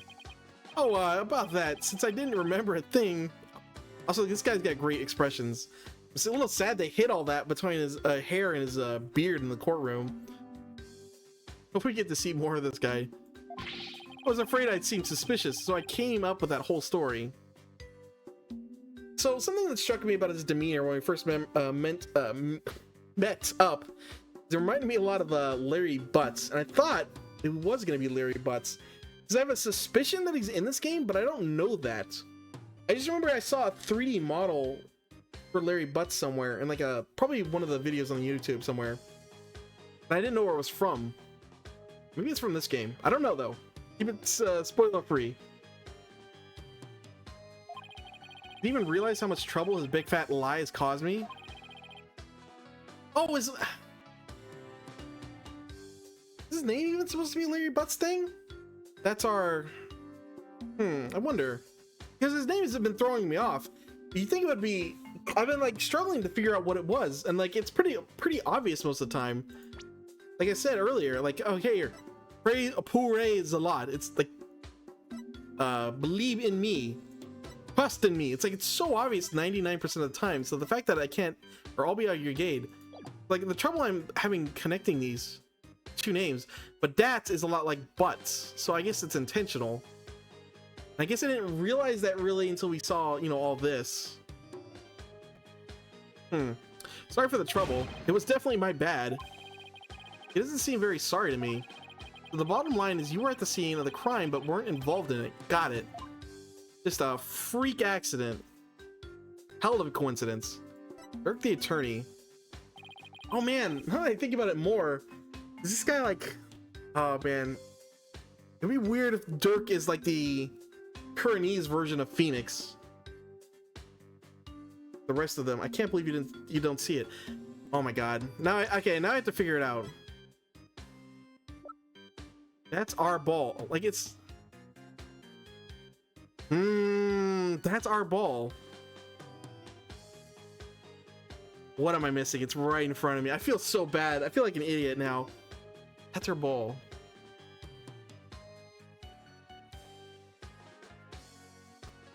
Oh, that's a rebel. God damn it. Oh, shit. I'm an idiot. That's a rebel. Okay, there we go. Just had to express it out a bit. Turk used to be a lawyer. God. All right. Yeah, he was here forced to be reckoned with when he was still practicing. He was a juggernaut of law and as mighty as a dragon. He could strike terror into a prosecutor's heart just by glaring at him. This is the real mystery of this game. It's been bothering me since the start, because we already know who the murderer is. It's gonna be the wife somehow. Just happens to be that. Oh, God. People call it his dragon's glare. Even got criminals can invest and pass out with a well-placed glare. You gotta be kidding me. But most important of all, he'd fight for an accused no matter how the odds were stacked against him. Okay, he sounded like a good dude. That what you mean by the will of the dragon? Yep, that would be it.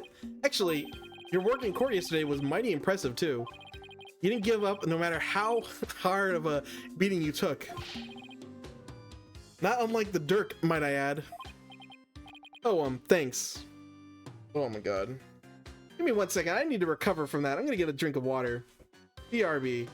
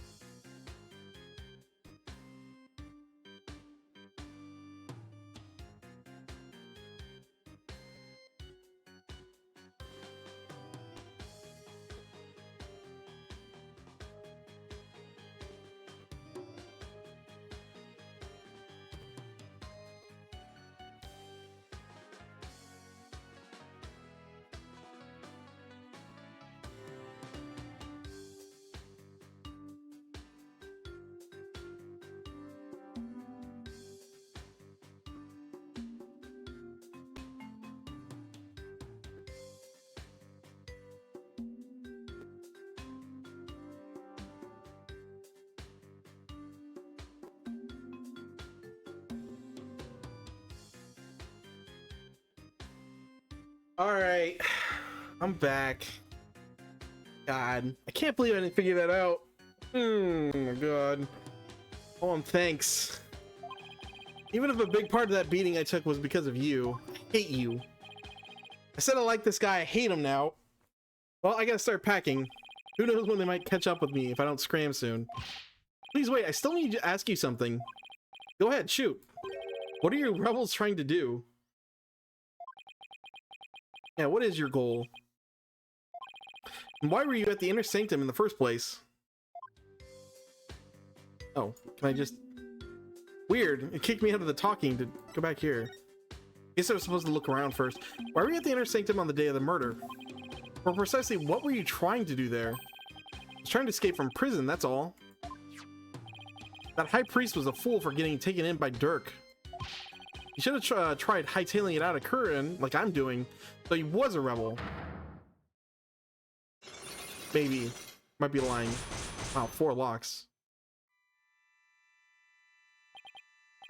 Cyclox. Sir Arba, a rebel, is hiding something. God. But I won't know exactly what until I can undo the locks. What exactly are you trying to hide, Mr. Arbol? Oh. I'm just gonna say Arbol. That's the way my eyes see it still. I'm not hiding anything. No way, no how. I'll just have to use my magnetoma on him then. The old games, you used to have to find someone with a magnetoma, then go around, do a bunch of stuff, then come back and do it.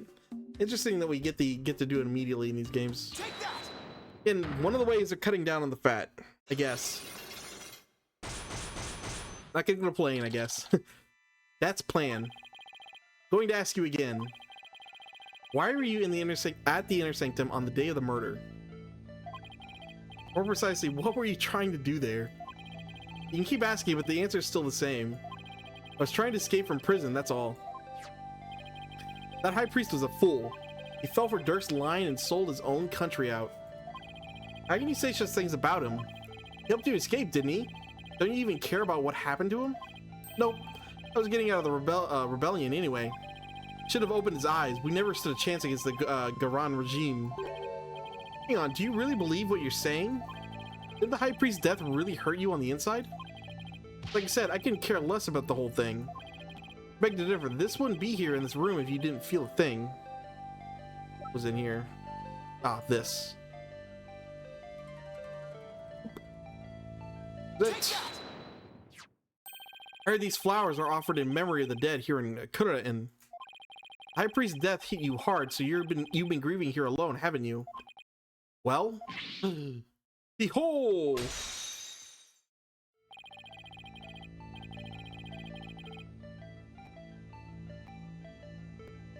Yeah, I kind of like it. It sets up a mystery, and it's sort of like, in a way, like it directs you to inquire about someone specific, but also it can be an annoying hunt of going back over everything you combed. So I see why they would simplify it. I feel like there's a good way to do it. They just didn't do it in a lot of good ways back in the older games.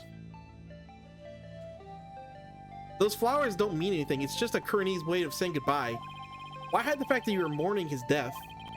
You're reading into this too much, I told you. I'm done with the rebellion.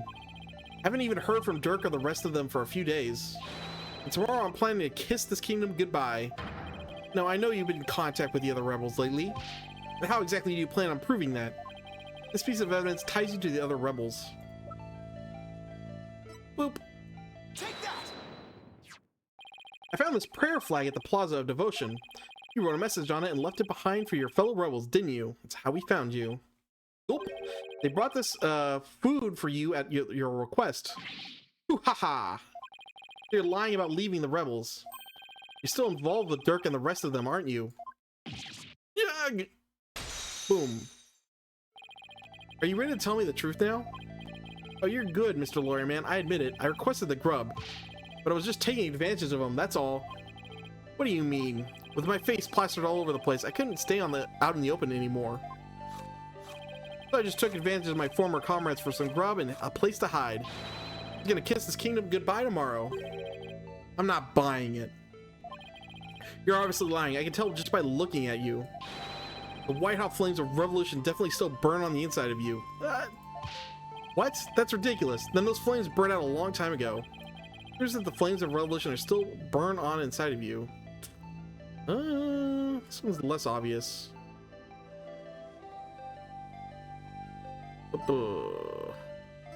This. That's jerk. Necessary. Doesn't necessarily mean him.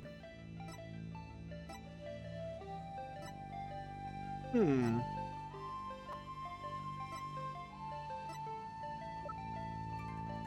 See this. This is the only thing we found here, right? Yeah, the only new piece of evidence is here. What else is connected to him? The key to... Oh no, that's just the key for the hideout. Hmm. Kind of want to present the law book, but I have no connections. Well, maybe it is Dirk's. Like, nothing else here works, though. Nothing else has a connection to him. This is just to Lady Kira. This is not connected to him. None of this is all related to the murder. He's not connected to this. Just use this. We just use this. Not connected to this. Not to this. Beast. Not connected to that. Not connected to this. Has to be the book. Take that! Dirk's law book? I'm no lawyer, so what's that got to do with me? Look at the mark bonded onto the cover. Yeah. This mark that stands for the unwavering commitment to the revolution. It's Dirk's way of representing the will of the dragon. Yeah, so what of it? You have that same mark on the scarf tied around your left arm. I mean, yeah, but... Not a great argument, Phoenix. But you wouldn't be wearing that if you were no longer a rebel. It could if he's trying to get help from the rebels, but sure. I forgot to take it off, that's all. Also that. I would believe that with this character we've seen so far. No, as a wanted man, that should have been the first thing you took off. The fact that you haven't hidden that mark yet proves you're still a rebel. Hoo-ha! That's a weak argument, but sure. Think what you want, but you don't know nothing about me. No, you're wrong. You wear your heart and your beliefs right on your sleeve, just like me. This is what I believe in. Badge. Oh my god, the one of the rare opportunities where we get to present the badge as actual evidence. Boom. When a person's back against the wall, they always fall back on what they believe in. Just as I always have my badge, you always have the will of the dragon within you, or with you. And would you risk your life for your beliefs? No, I wouldn't. No? No, because I wouldn't be much use to my clients dead. Now admit it. You never once thought about leaving the Defiant Dragons, have you? That look in your eyes, it's just like Dirk's. Looks like you got the will of the dragon inside of you too.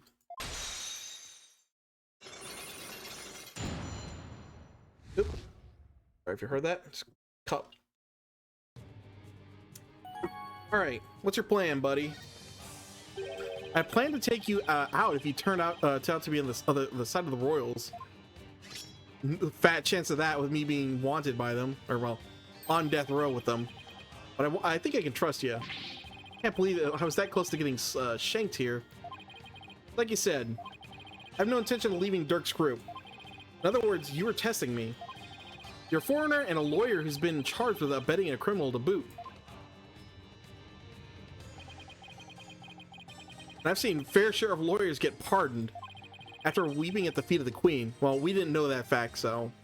I mean, I guess a lot of people are implying it, I guess. Well, I'm going to keep fighting till the end. Yeah, I can see that now. Sorry I ever doubted you. So what are you doing here anyway? I came to get the secret hideout key from a helper.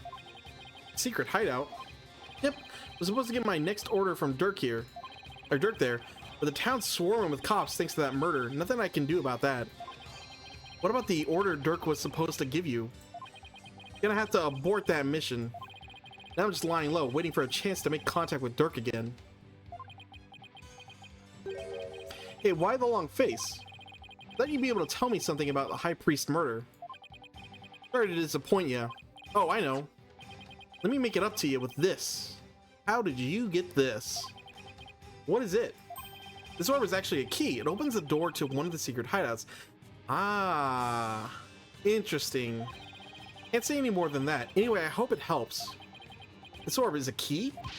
Yep, plus the hideout's in a totally unexpected location.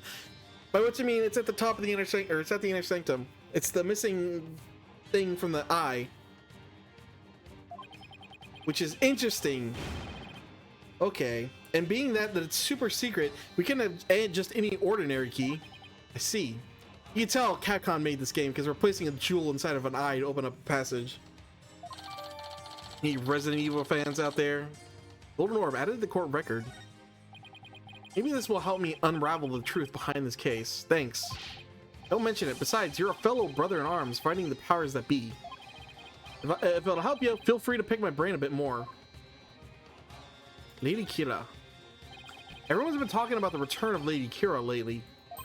Well, my friend Maya is suspected of being the real rebel hunter disguised as Lady Kira. Excuse me. Get a drink. Oh, it's better. You wouldn't happen to know who she really is, though, would you? Probably not.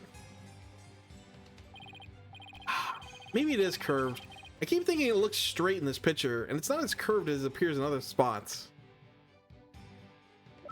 Like, it's unmistakable in this one, but if you go back to this, it really doesn't look, but you can kind of see it, so I'm not going to pick the point too much more.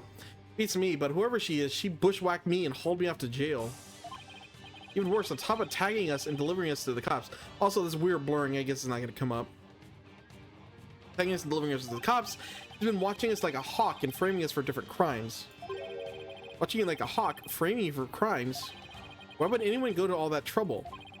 Our kingdom likes to pretend that its people are free to think what they want.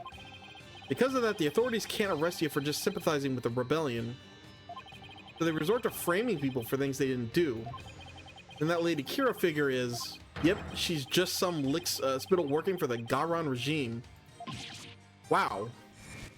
But if they charge Maya for it, wouldn't they have to get rid of her? Even without the DC Act, Dirk and his insurgent scum buddies' days are numbered. What's that supposed to mean? Let's just say I got a little trick up my sleeve, so I'd watch it if I were you. You got a defiant attitude, like one of them dragon dupes. He was talking about Lady Kira then. Advanced combat skills, detailed surveillance, and clever setups. She's no amateur if you ask me. You're saying the monarchy is using Lady Kira to secretly take out the rebels. Exactly. The Garon regime is using her to control the people, even down to what we think. One of the people protest that the monarchy is doing things like that. Easier said than done. Fortunately, we don't have any conclusive evidence. And without that, we can't prove anything. Nog, I know the feeling. If I bring this up in court, they'd probably dismiss it out of hand. I'll have to unmask Lady Kira if I want to get anywhere. Goal of the revolution. Our goal? To get rid of that evil, no good for good defense culpability act. I hope you do a lot more than that. Topple that monarchy, boy. I can tell just by looking at Dirk's law book. The DC Act has turned this kingdom into a corrupt cesspool, where false charges are overlooked and prosecutors are the only ones heard in court. It's been 23 years since it was first enacted. What happened to 23 years ago to make them pass such a terrible law? Oh man. Are they gonna be okay with the monarchy? That's pretty weird. I played through Honkai Star Rail recently, and it's sort of like the big end of the first world you get to. You end up having to lie to all the people about the monarchy being corrupt, which really bothers me. You can even bring it up and they're like, no, we're just gonna lie to everyone. We'll sort it out later. Even though the monarchy was corrupt and like ruining the kingdom, just kind of go with it. Whatever. What happened 23 years ago makes them pass such a terrible law. The assassination of Queen Amari, that's where it all began. It happened before I was even born, but Queen Amara, excuse me, the previous queen was assassinated, and it was the rebel leader Dirk who did it. Interesting. Dirk assassinated the former queen, didn't he? That's the official line, but the official line? Those charges were completely trumped up. Dirk was framed, I'm telling you. He was. Plus, Dirk was a lawyer. Once the people thought a lawyer had killed the queen, they turned against all lawyers. And that's how the DC Act was first passed. So that's why there aren't any lawyers left in Kura. And even worse, it changed the significance of the divination seance. Significance of the divination seance? There were seances in court even before the DC Act? You bet they were. Lawyers and prosecutors used to hotly contest the insights that came out of seances. You mean like what I've been doing? Right, it's like Dirk used to say. The Royal Priestess's insights are just another piece of evidence. Right. I know what you mean about the significance of the divination seance changing. Yep, the insights became the only truth, and the arguing against them was banned.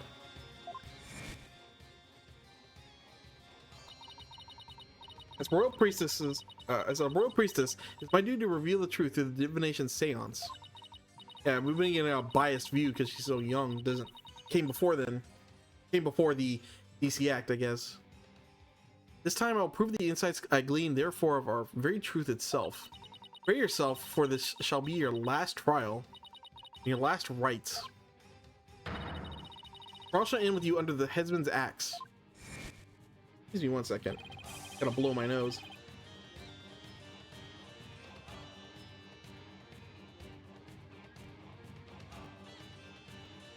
Ah, there we go. That's better.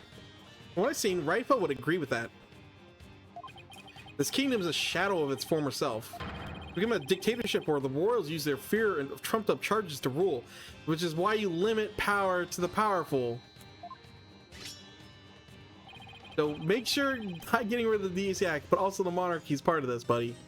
And that's what Dirk's been rebelling against? Yep, all we want is to live in a kingdom with a fair and impartial legal system. There's only one way to make that come true.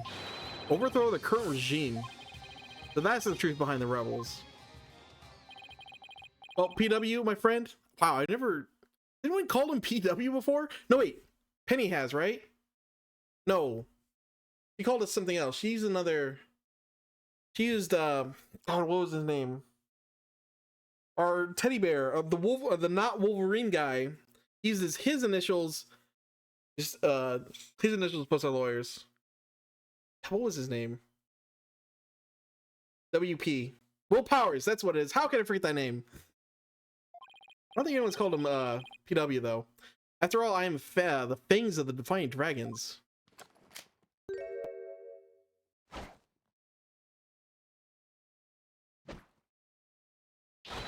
That's a rebel. There we go. You're not going to do that alley-oop thing again, are you? I was just getting to that. See you when I see ya. Whoop, alley-oop. What is that? He jumps straight up, gets his pose back, then disappears. What does he have to jump like that before running off? Well, I guess we're friends now. But enough about that. I've already spent way too much time here. So, as far as we're concerned, right now, the rebels are clean. They're 100% in the right. We'll see if that holds up. Because, oh, you know, strange feeling, but we might have to be dealing with them more in the future.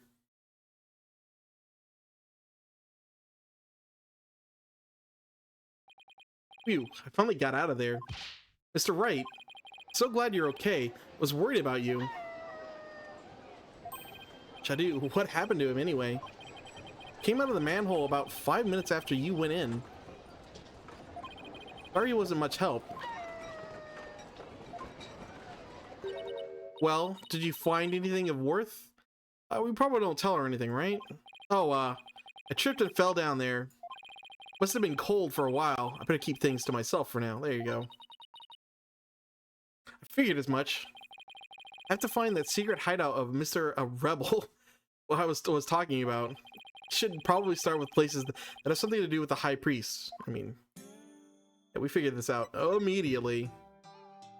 I forget a lot of details, but don't forget everything. Inner Sanctum. We still have the princess with us? Yep. Barbed Head, you already searched for it here, did you not? Oh, I just thought I'd look around again, you know, in case I missed something. Probably shouldn't tell her I'm looking for the secret rebel hideout.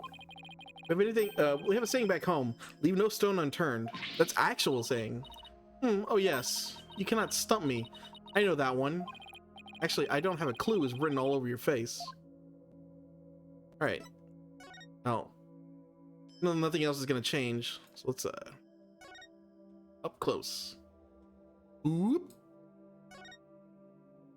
Never found out what this stone is about exactly. A lot of undetermined things around here. Statue of a bird. Guess I'll take a closer look at it.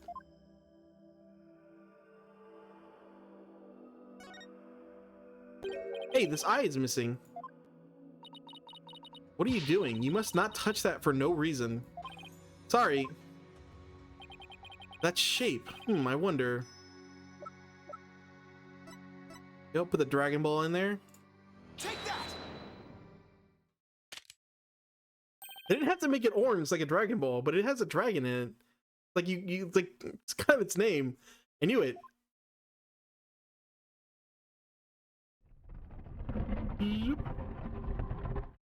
Okay, so we know the monk was running to the door. Weird. Also, yeah, you can see clearly now this is very sharp and pointed out. You can stab yourself with it. Why, man? What? You must be at a loss for words, and that doesn't happen too often. Should we really be bringing her in there? Like, for all we know, this is where Dirk is hiding out at. We're setting her up for a kidnapping. What is this place? Explain yourself at once, Barbed Head. I don't think she's ready for the full story. I don't think I know really much myself, but it seems to be a secret rebel hideout. You know, you just trip across those sometimes. I'm shocked there's a secret door here. I imagine that goes for double for Rafa. A rebel with hideout in its inner sanctum? Somebody will pay for this. Yeah, I guess it could have. Oh, you'd have to fight 6 more balls, though. Good luck finding them. The pixel, get rid of pixel hunts in these games, from the most part, so out of luck at finding the rest of them. Well, for now, I think I'll have a look around. Wait, you must not enter before the police. Don't worry. I won't disturb anything. At least I'll try not to. Besides, with you watching over me, it should be fine, right? And, you see... Fine. Please just stop pleading your case. You only stand so much loyally drivel. But I will be presenting all information I gleaned from your efforts here to the police. Of course. Now, shall we? I will go no further. Oh, right. You're not supposed to come in contact with the taint of Lady Kira's battles. Very good, Barbed Head. I commend you for remembering. Oh, well, thank you. Wait, why am I thanking her? I may not be able to enter, but I will allow no misdeeds on your part. We'll be watching you from a warbad from the... Oh, God. I'll be watching you like a warbad from the entrance here. If it was going to wish for somebody, should have wished for Saul Goodman. He'd get Maya off no problem. I told you I'm not going to do anything. Better hurry up before she changes her mind. I'm glad pop culture has another defense lawyer to pull from instead of just Phoenix. It's nice to get that expanded out. Just go on in. What's this gonna look like? Oh, God. Oh, it's our hideout. Secret hideout. Wait, what does this mean? If this is the Lady Kira's hideout? I believe this is a sacred space that enshrines the source of the spring water. Saul when you're guilty, right? That's a good point. That makes sense. The rebels must have converted it to a secret hideout. What about that warbod revolving door?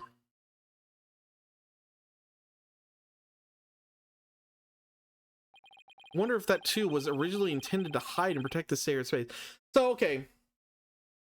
We know the priest probably heard the door, although it didn't appear in the visions. He heard the door rotating, looked around, but why would he...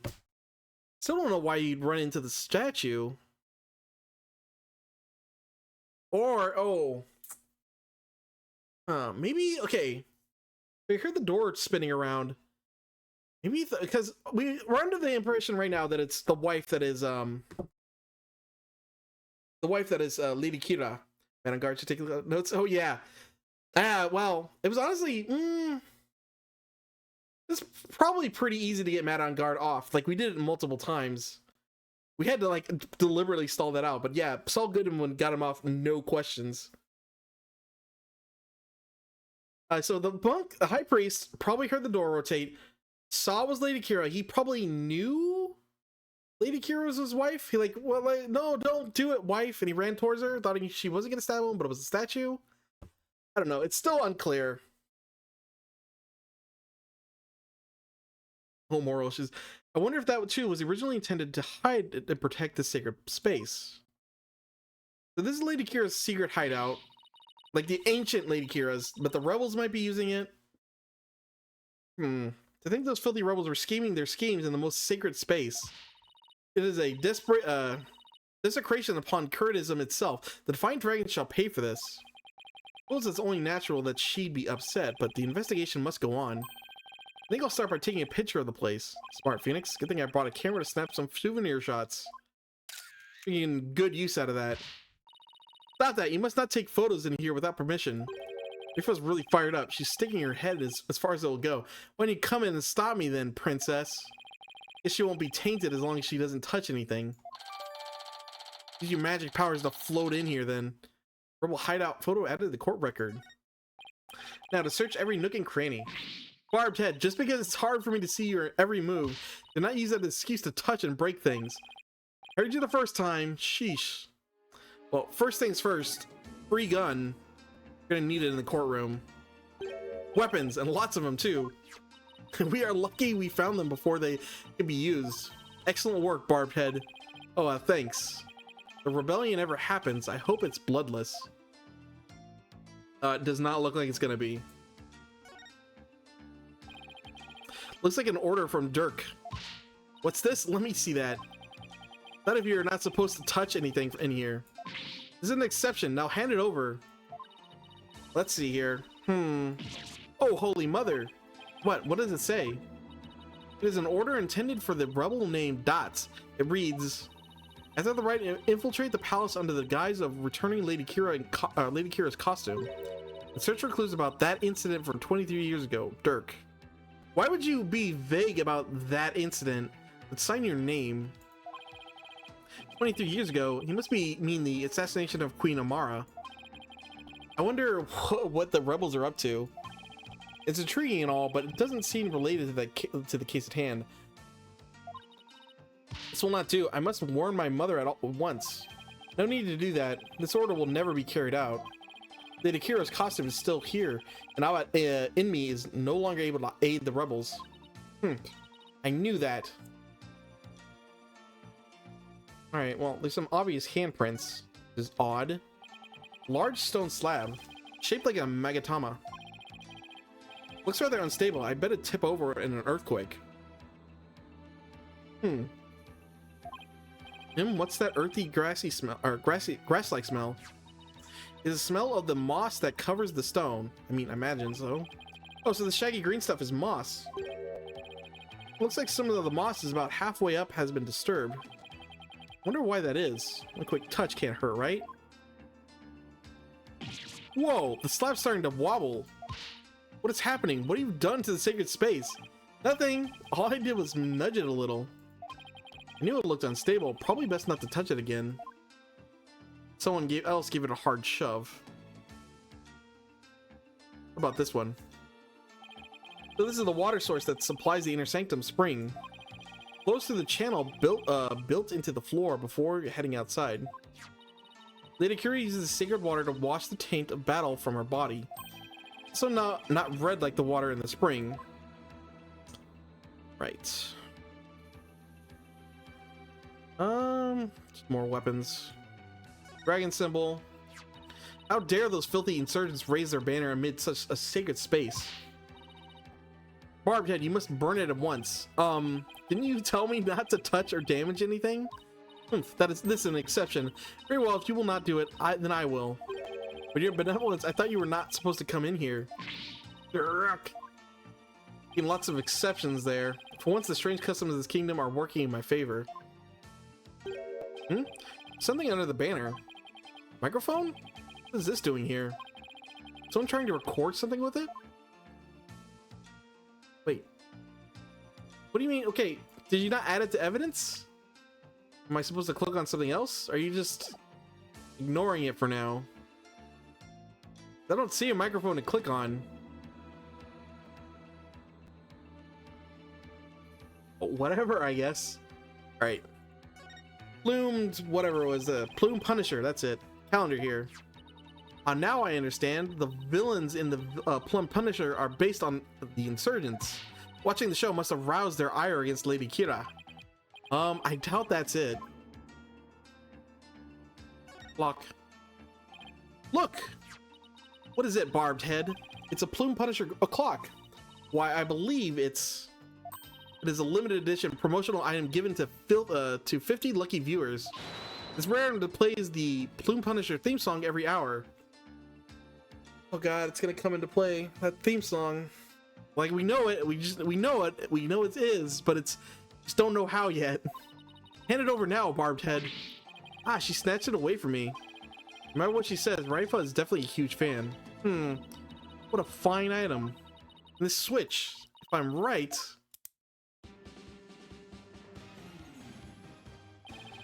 The Plume Punisher theme song is legally distinct from the Samurai theme song. Steel Samurai theme song. Ugh. Yes, now I see. The insurgents who use this room must be Plume Punisher fans. That may be so, but I don't see how it's irrelevant to this case. Like, this implies the wife, because we know she's a Plume Punisher fan. But this is also clearly the Rebel hideout, so I'm not sure what's going on.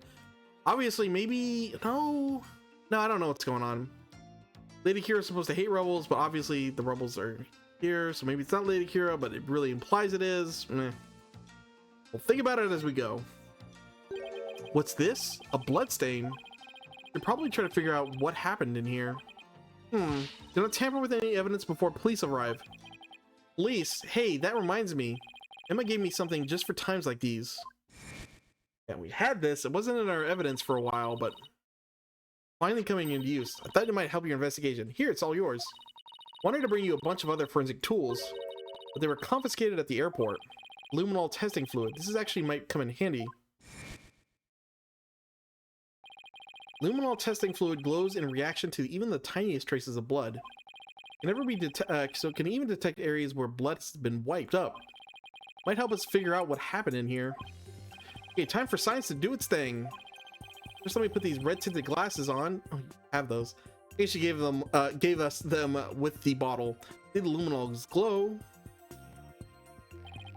And I just press space wherever I want to spray some luminol. Can I just double click? Areas where there should be blood react by turning blue.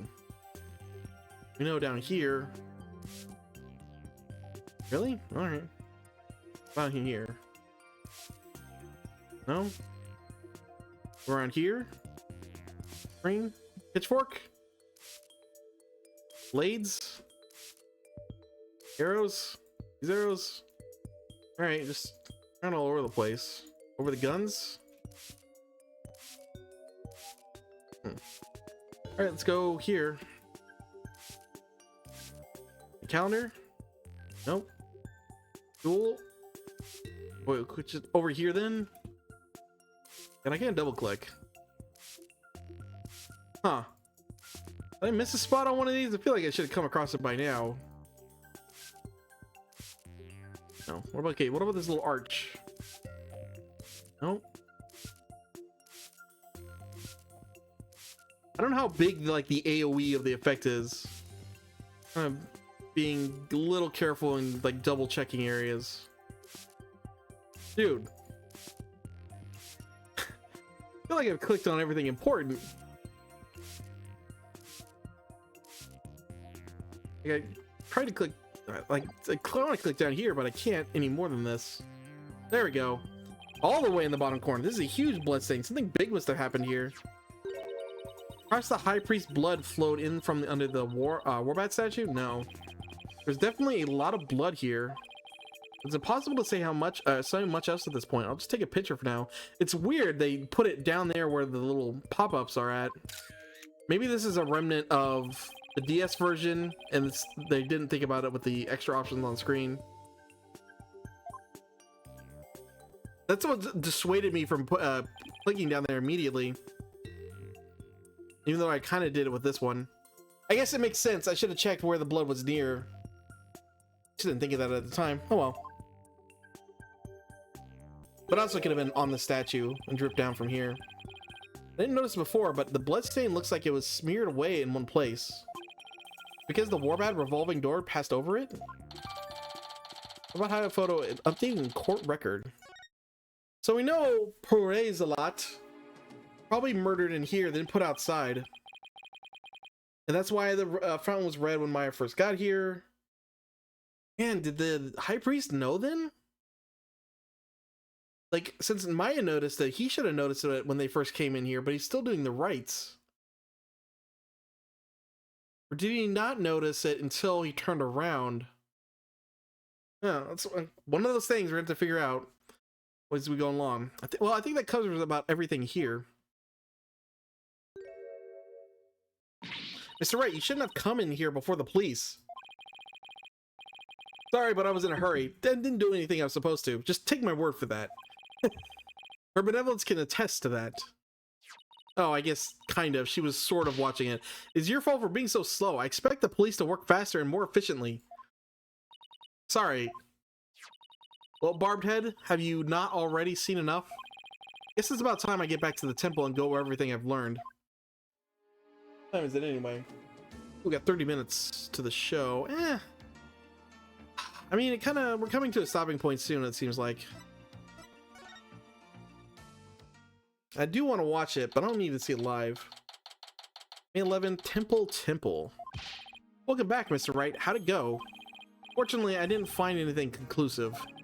No way. I do not understand, Barbed Head. What don't you understand? Why you did not commit any misdeeds during your investigation? After all, lawyers ply their trade primarily through illicit means and methods. Lady, I don't know how many times I have to say this. What? Who told you that? My mother. Are you saying she was wrong? Yes. No, that cannot be. You must have committed some sort of misdeed right under my nose. If that were so, she wasted her whole day following me around. What is it, Nana? What is it? Getting called back to the castle, right? Prosecutor Sadamati has need of me. Ooh. What's going on? Let's go perform a divination seance for a Prure Zealot. It is our custom for the prosecution to review its contents before a trial begins. What? That's some bull. I see. Third time will be the charm. My insights will finally bring you to your knees tomorrow. You want to make a bet? I bet you they won't. And I will teach that neophyte practitioner a lesson. Looks like the royal priestess is back with a vengeance. She made a full recovery from when we started the investigation earlier today. I look forward to seeing you in court, your benevolence. Your overconfidence will be your downfall. You will not look so confident when I am finished with you tomorrow. Actually, I'm not really looking forward to seeing her tomorrow, especially without any solid evidence. Why don't we go over everything we know so far? All right, let's see here.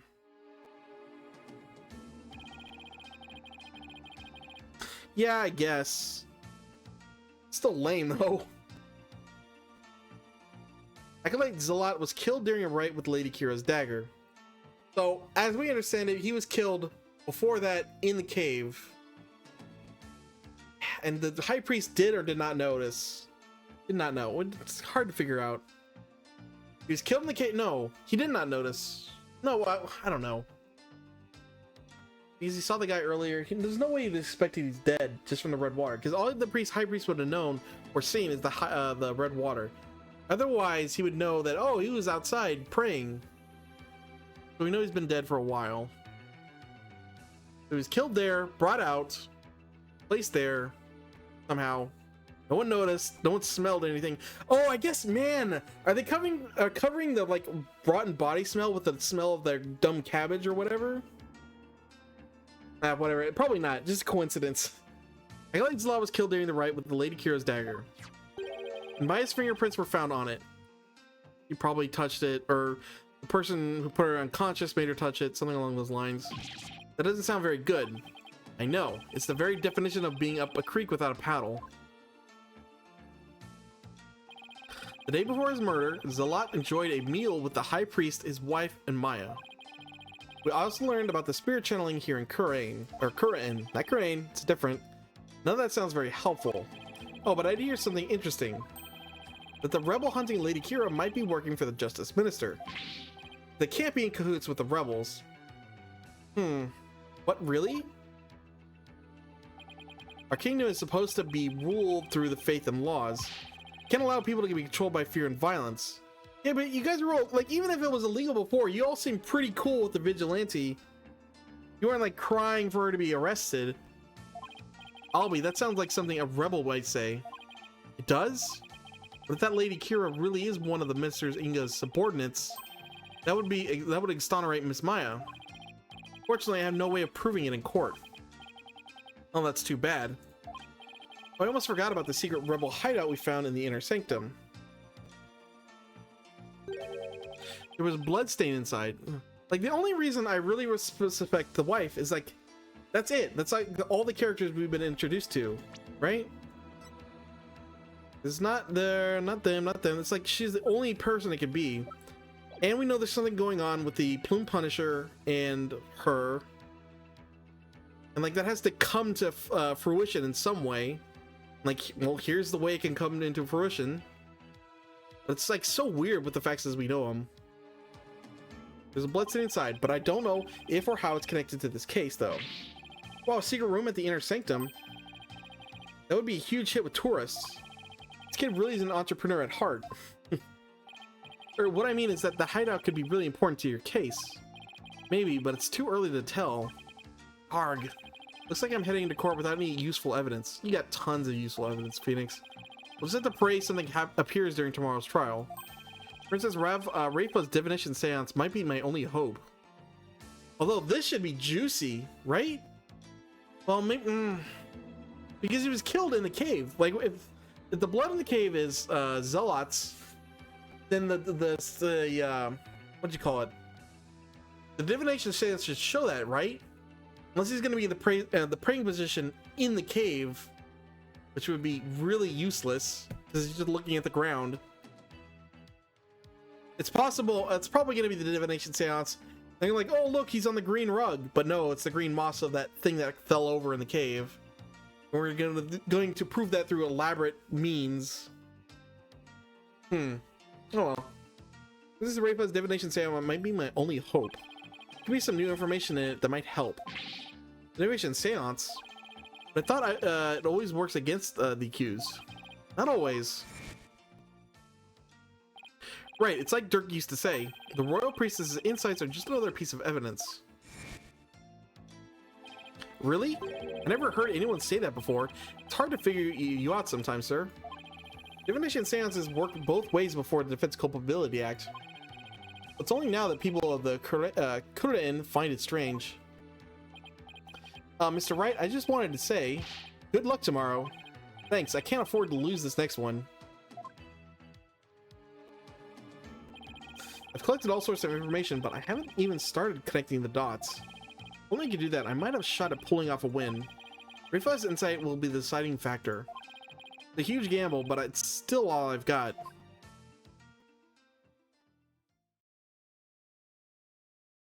that it for today? To be continued. Alright. A little earlier than I like, but like I don't want to stop mid-trial again. We did it last time. I didn't need to. We'll just tackle it tomorrow. We'll probably be able to knock out the rest of this case tomorrow. So, if you liked what you see, come back tomorrow, 10 a.m. Pacific time, and watch it live. Otherwise, thank you all for joining me. We're gonna figure this all out. I think we've got mostly a hold on it. There's some twists left, but we should be able to get it all out in court. I think we have the general idea. So, tune in tomorrow if you want to see that. Otherwise, see you guys later. Bye.